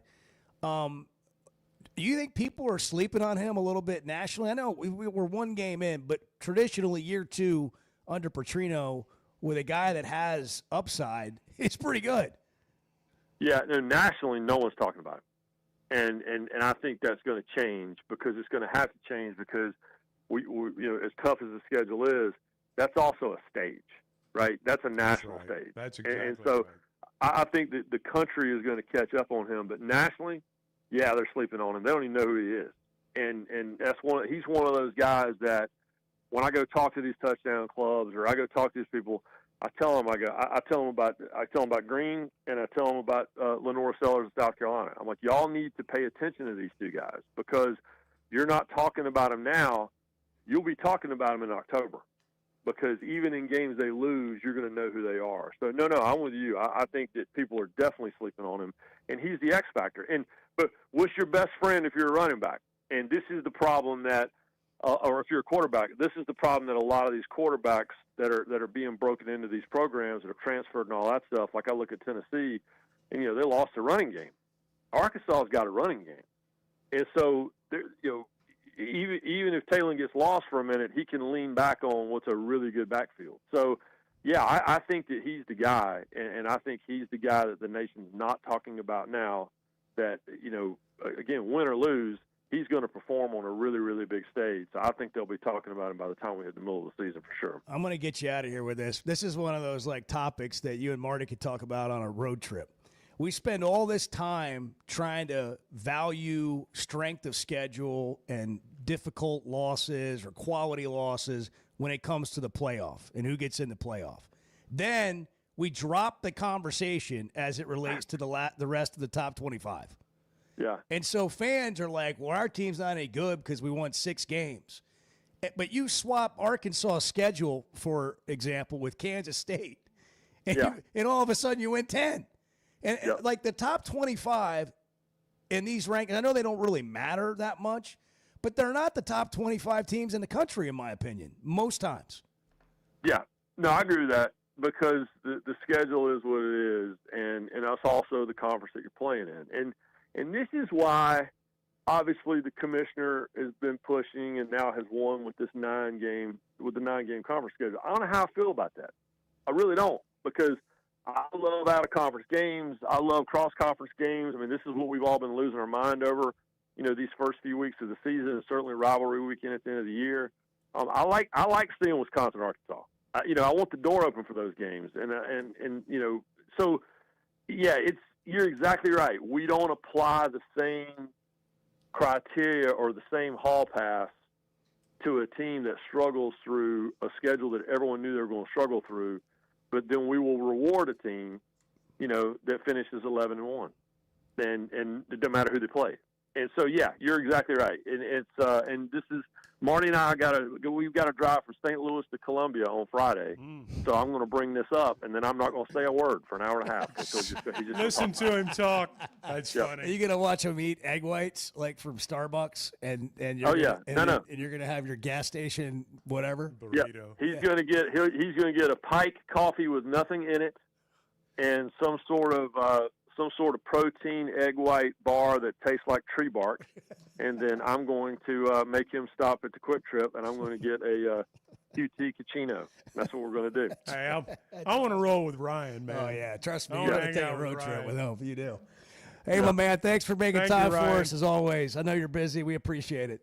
Hey, appreciate it, guys. Talk soon, man. Ryan McGee. You'll see him everywhere on ESPN, Marty and McGee Show, SEC Network. One of the great guys in our business. I think I like Ryan because it never sounds like he's working. He's always just, having fun. I mean, he's who he is. He's talking about what he'd be talking about if he was, on a radio show or not. Hey, we talk about Fayetteville Auto Park a lot on this program. There's a reason for it. It starts with great brands. That gives you a great selection. Honda, Acura, Toyota, Chevy. You're not going to find a better pre-owned selection of automobiles either. And I'm talking certified pre-owned automobiles in many cases. They've got warranty left. It's almost like buying a new car. But the thing about Fayetteville Auto Park is after you buy your automobile, the way they treat you then. It's not one of those situations where, hey, they bought the car, forget them. It's they bought the car, and I want them to buy their next car here, the next car after that, their kids' cars, their parents' cars, everybody's. And that's what they do at Fayetteville Auto Park. That's how they built a customer base over 25 years. Some of us, and I include myself in this, wouldn't consider buying an automobile anywhere else. Again, great brands, great selection, great service after the sale. Log on to FayettevilleAutoPark.com. Donuts, Red Bull, and lottery tickets. I mean, how could you want anything Courtesy more? of the Chuck and Bo Show. The Chuck and Bo Show. Some moments just call for something unforgettable. At Blakeman's, you don't just buy a diamond. You create an unforgettable experience. Their newly remodeled space is stunning with Cafe B right inside and their in-house diamond expert that'll help you find the perfect piece every time. That's just part of the Blakeman's experience. When you see the purple bag, you know it's something special. It always saves the day. Blakeman's Fine Jewelry. It's more than jewelry. It's your story. The voice of the Razorbacks is Chuck Barrett, and he chose McDonald Eye Associates for his recent cataract surgery. I went to McDonald Eye. I can see in a way I've not seen in a long time. And I'm looking forward to this football season because of that. Your eyes are a big deal. I don't care if you're a sports play-by-play guy or what you do. You have to have trust.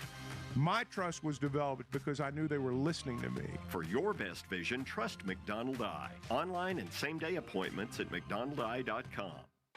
Oaklawn is your hot springs escape.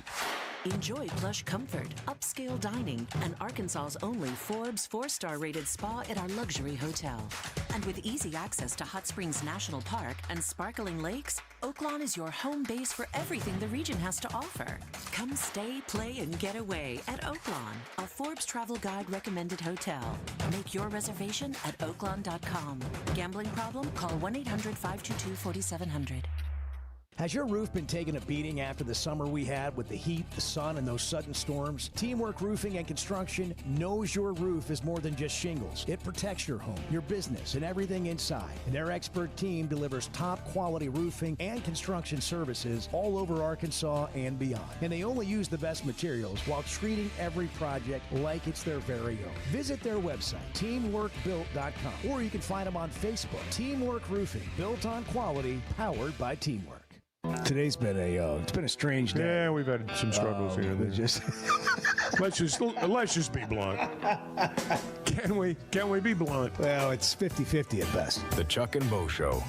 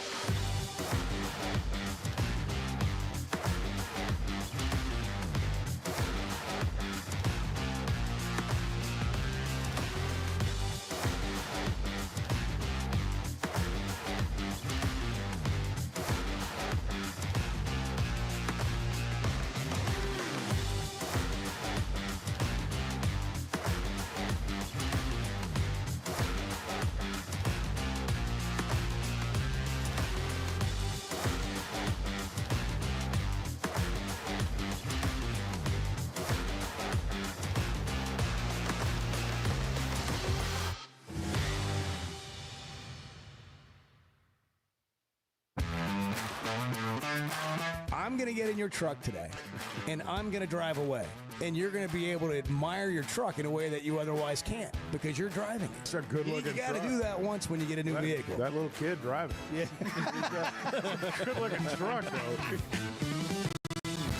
The Chuck and Bo Show. We're doing the show at Oaklawn on Friday before Chuck goes and calls the game in Little Rock on Saturday. So come by Oaklawn between 6 and 9 a.m. Bart's going to take a break from the craps table. Come over and do the show from 6 to 9. Just talking about staying up all night. Yeah, that'd be a good Bart. You're going to be up all night anyway. You're going to be up playing craps all night. You might as well set up the equipment before you go to bed. You want to ride with me, Bart? I can drive you home. You just nap on the way back. Sleep all the way back. I'll bring you back. It'll be okay. Oaklawn Sports. Download the app today. New customers earn up to $1,000 in bonus bets. Bart gives you tips every week.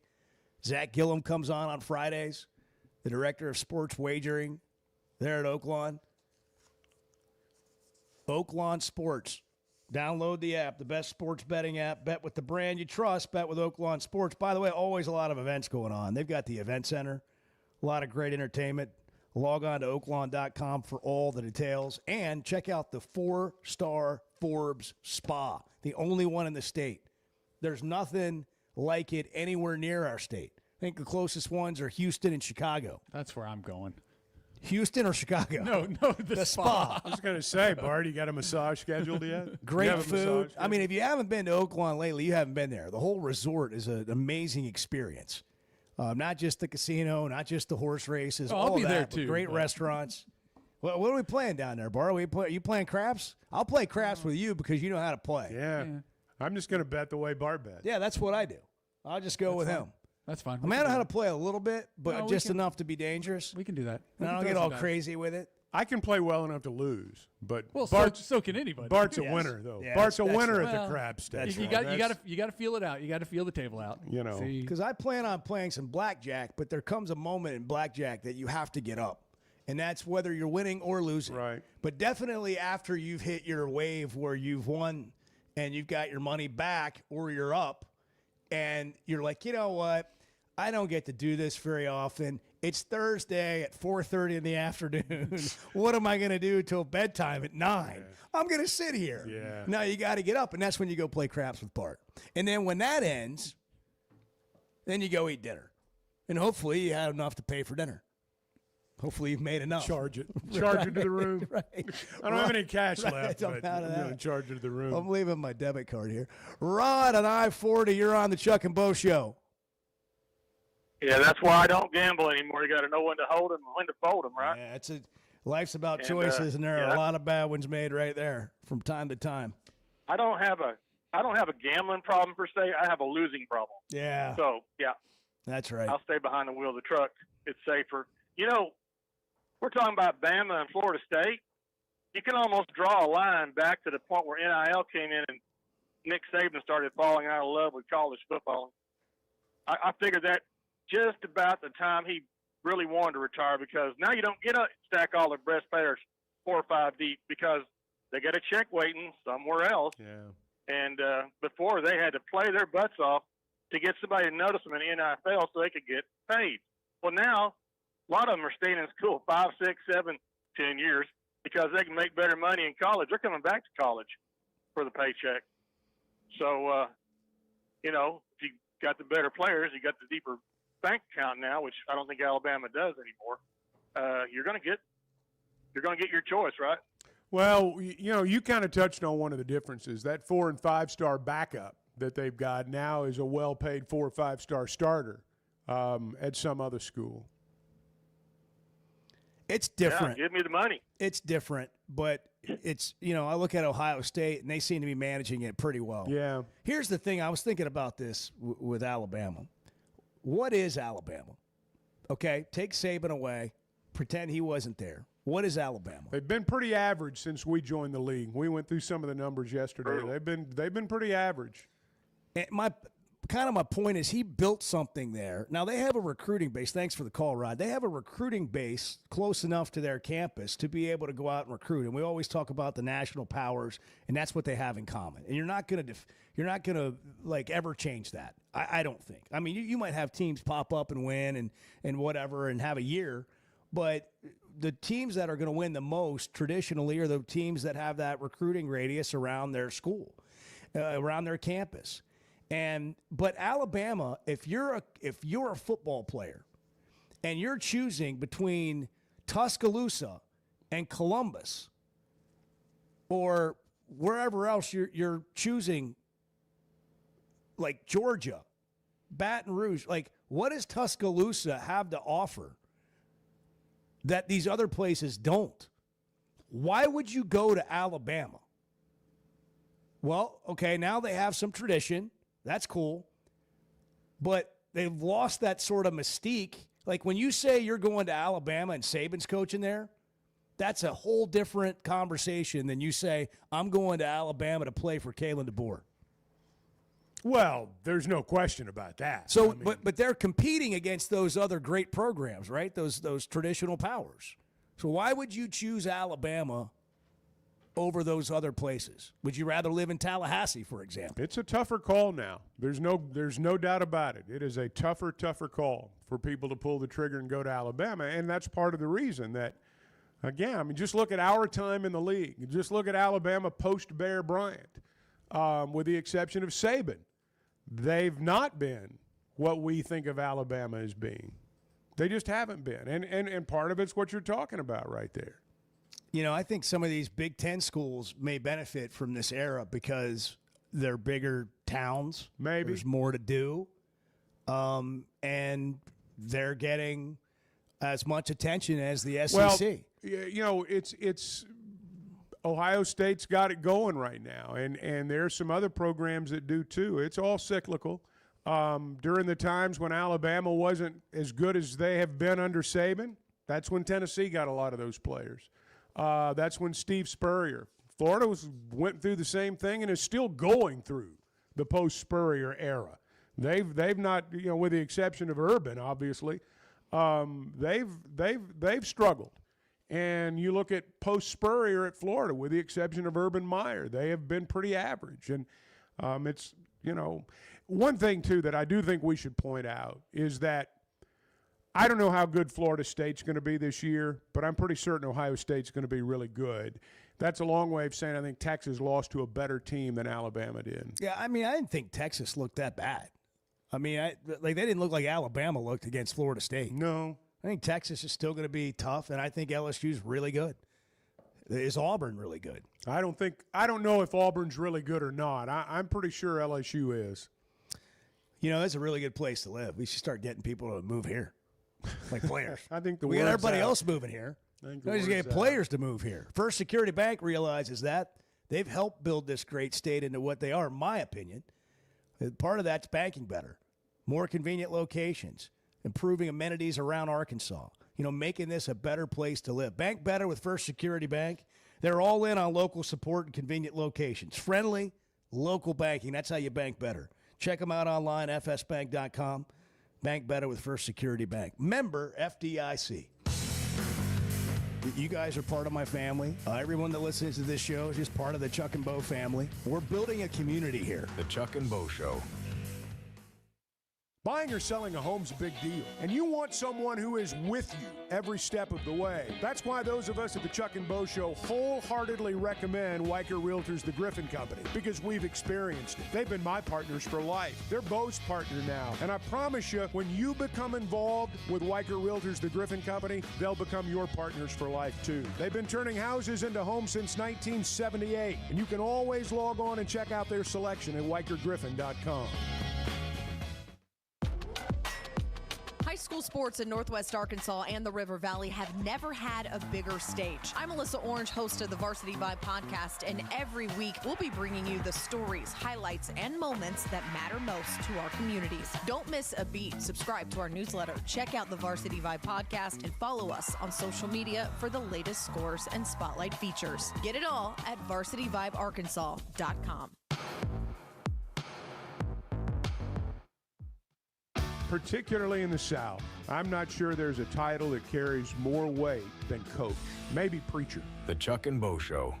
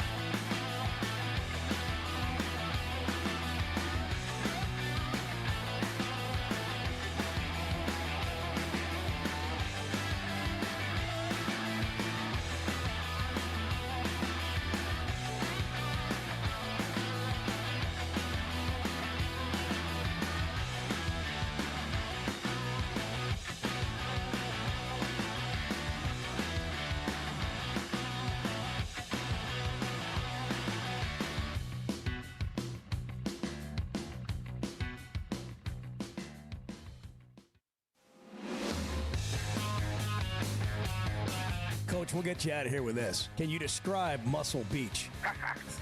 Well, there's a lot of talent out here. There's a couple 5-stars. And one of my favorite activities is evaluating talent.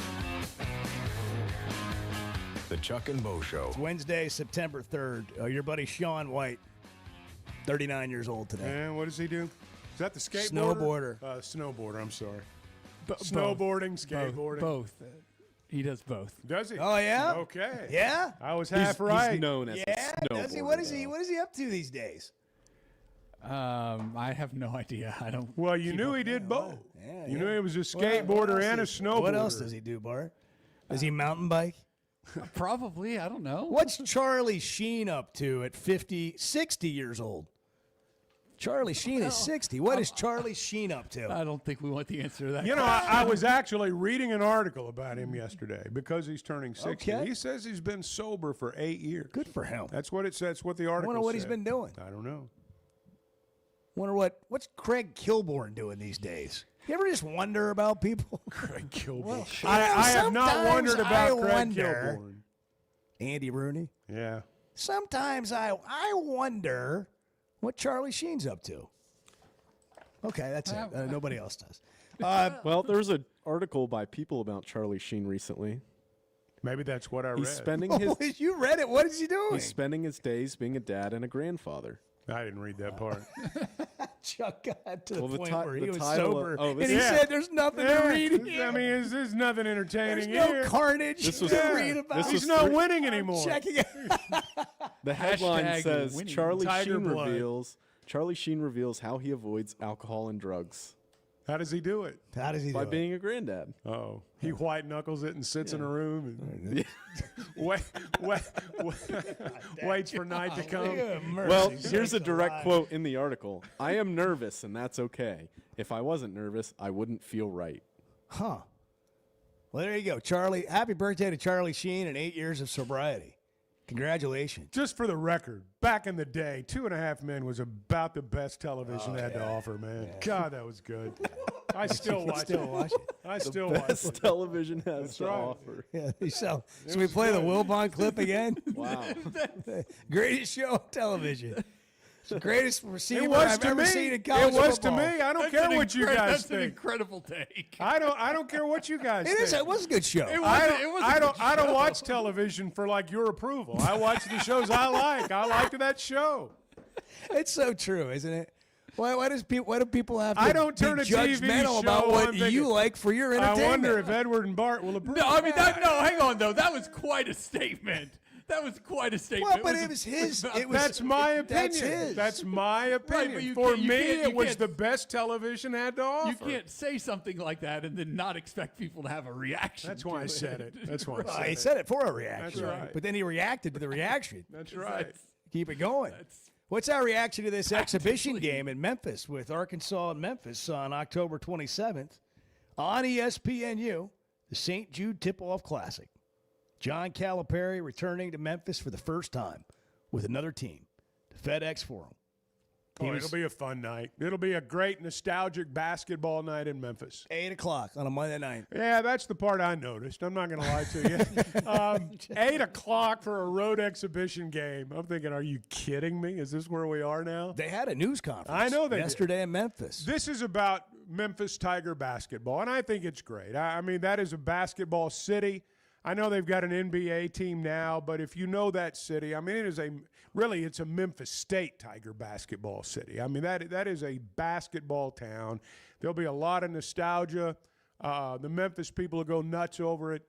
I think it's a great event. They'll help St. Jude, and I'm glad they're doing it. I just wish it wasn't at 8 o'clock. I'm going to petition for a 6 o'clock. We'll tip. pray for you. Yeah. You could go early, watch the Vanderbilt Memphis women's game. Yeah, they're going to play at 5:30. Yeah, 5:30. And then have dinner and then call your game. Yeah. Maybe take a nap. Could, or I might just go over to the Rendezvous, have some ribs. There you go. Then walk those back dry over. ribs at the Yeah, Rendezvous. Love them, man. Yeah, Love Bart, he turns his I nose know up at he the does. Rendezvous. Bart's He's a Memphis barbecue snob. 100%. Barbecue snob. Who are they? Tell us where they are, Bart. Again, we did this last year for the Liberty Bowl. Run it back for us. Where are we going? Well, it depends what you want. Ribs, dry rub ribs, just like the Corky's. Rendezvous. Where else can I get them? You can get better ones at Corky's. Okay. I don't agree with that. They're very See? good, but I don't agree with See, that. that's your opinion, not Chuck's. Well, let's be real honest. 2.5 Men was not the best show on television. I didn't say it was the best show on television. Best show to him. I said it was the best show to me. TV had to offer you. That's right. Well, no, he just said the best show television had to offer was the statement. That's there true. was no to Yeah. me. Well, There was I mean, no. that's what it is. It's an opinion. Name me a It's to sitcom him. that was better. I could name several. What? Pick one. Friends. Friends. Are you freaking kidding me? Seinfeld. You almost had to beat me right there. I'm not gonna lie to you. Are you insane? Friends was better than 2.5 Men? Yes. Oh my God. Beyond the shadow of a doubt. Forget it. I'm out. End of discussion. Seinfeld? I'm in the wrong Seinfeld? crowd. Seinfeld? It was his equal. Seinfeld was good. Okay. Seinfeld was very good. Argue amongst yourselves. It's my opinion. Yeah. It's what I watch. I don't care what you Kids watch. talk about it on the way to school. Everybody's welcome to their opinion. That's just flat out wrong. The Chuck and Bo Show.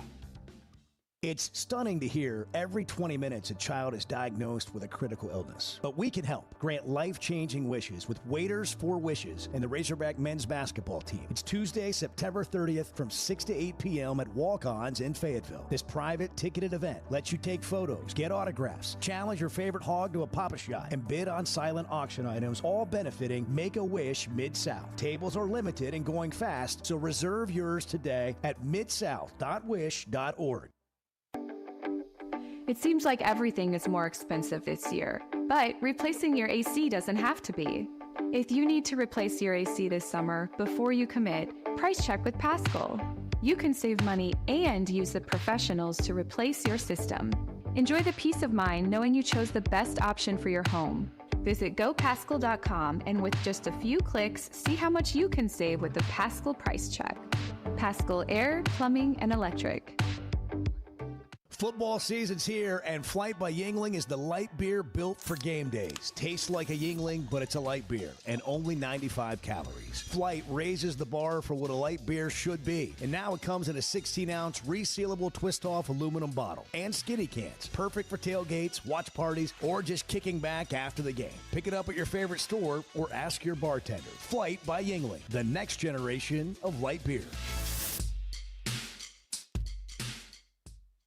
When something goes wrong, a car wreck, an injury, mounting debt, or getting denied the help you deserve, it's hard to know where to turn. That's when Cadell Reynolds shows up. This is a team that fights for Arkansans. Personal injury, disability, bankruptcy, they handle it all. And they know how to get results. You've got enough to deal with. Don't try to figure it out alone. Call Cadell Reynolds, 866-314-3728, or visit CadellReynolds.com. Cadell Reynolds, make the right call. First Security is about more than great banking. Yes, we provide the financial expertise, digital tools, and everything else you need when you need it. But we also go all in on local support with friendly professionals, plus convenient locations all across the state. Because we believe personal banking is better banking. Visit fsbank.com for details. That's fsbank.com for friendly local banking with First Security. Bank better. Member FDIC. Summer storms and heavy rains can sneak up fast, so make sure your gutters are ready to handle it all. Hog Trough Gutters, locally owned and operated with 30 years of experience, installs seamless gutters made on site to protect your home. They're fully licensed and insured. Every job is hydro tested, and each one comes with a 20-year warranty. Proudly serving Northwest Arkansas and the River Valley. And if you're outside those areas, just give them a call or a text. Schedule your free inspection today at hoggutters.com. So I spent yesterday, you mind if I share? I'm looking forward to it. The Chuck and Bo Show.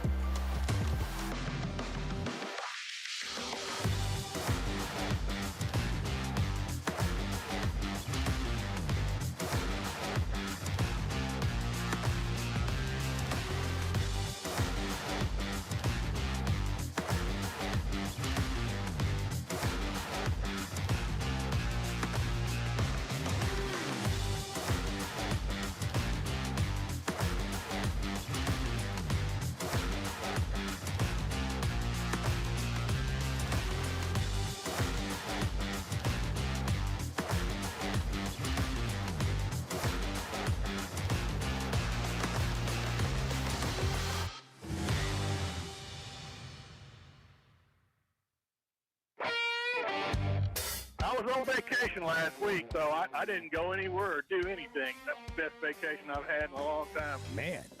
Yeah, I don't want to even leave the house. I ain't got to. That sounds like a dream come true for Chuck. The Chuck and Bo Show. Well, we really haven't been in the Situation Room much today. We kind of stumbled in there a moment ago. Chevy of Fayetteville Situation Room. Get a new Silverado like Chuck. Over 200 vehicles at Chevy of Fayetteville right now. The Traverses, the Trax, the Suburbans, the Tahoes, the Silverados. Together, let's drive. Go in there and say hi to Mark, Chris, in Denver. Tell him you heard Bart in the Situation Room. Tell him you heard about Chuck's shiny new Silverado, how it's turning heads all up and down College Avenue in Fayetteville. Right by the construction. Some days he comes in here bumping with that new sound system too, that came factory with the truck, and you can hear it. Our windows were rattling when he came in here the other morning in the building. I got that bass cranked up, you know. You know how I like to do that. Man, listen. I'm gonna be honest. You look like a new man. Like sometimes got your swagger I'd see back. you. Yeah, Get your I'd swagger see you. back. When It's you not like drive your the truck. dauber was down, but it was kind of like your dauber was down. But not recently, man. need a Have you pickup. guys noticed this? You need a Chuck has a pickup. little extra giddy up in his hey dudes when he comes in here. He does have them on today. I do. House shoes in the Comfort, winter. man. Hey, dudes. Comfort. Do you Again, think Bielema has graduated from flip flops to hey dudes? You know, he loved I think he's probably wearing slides and the flip-flops. Slides are that's probably the most popular footwear over there during the daytime. Are you a These Crocs slides. guy, Edward? No, I don't have any Okay. Crocs. How about you, Bart? No. Yeah. Do you have any Crocs, Chuck? Negative. Wow, we're 0 for 4 on Crocs. Yeah. That's winning. Yeah.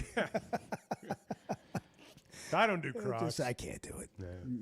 All right, Bart, what do you have in the Situation Room? Well, what would you like? I mean, anything you care to give us? Well, there's this comment on YouTube. Oh, before you do that, sorry. Hog Soccer won last night at number At 11 BYU. BYU. Provo. So congratulations to them. All right, carry on. There's a YouTube comment that I wanted to bring up just for the purpose of clarifying the information. We got this comment that says, I vote no to playing Texas Tech in Las Vegas. We're already fighting for home games, and we just got rid of Jerry World Southwest Classics. Just to clarify, that game was scheduled to be in Lubbock. That was scheduled as a home-and-home series with Texas Tech, with the Red Raiders coming to Fayetteville in 2031. So Arkansas is not losing a home game by playing that game in Las Vegas. That was already scheduled to be away from home. Not only that, is Kirby Holcutt still the AD at Texas Tech? He calls Hunter Yurachek, hey, man, would you rather play down here in Lubbock, or would you guys like to meet in Vegas? Vegas. I mean, that's the easiest. Like, what do you think Vegas. Razorback fans would rather do? Vegas. Yeah.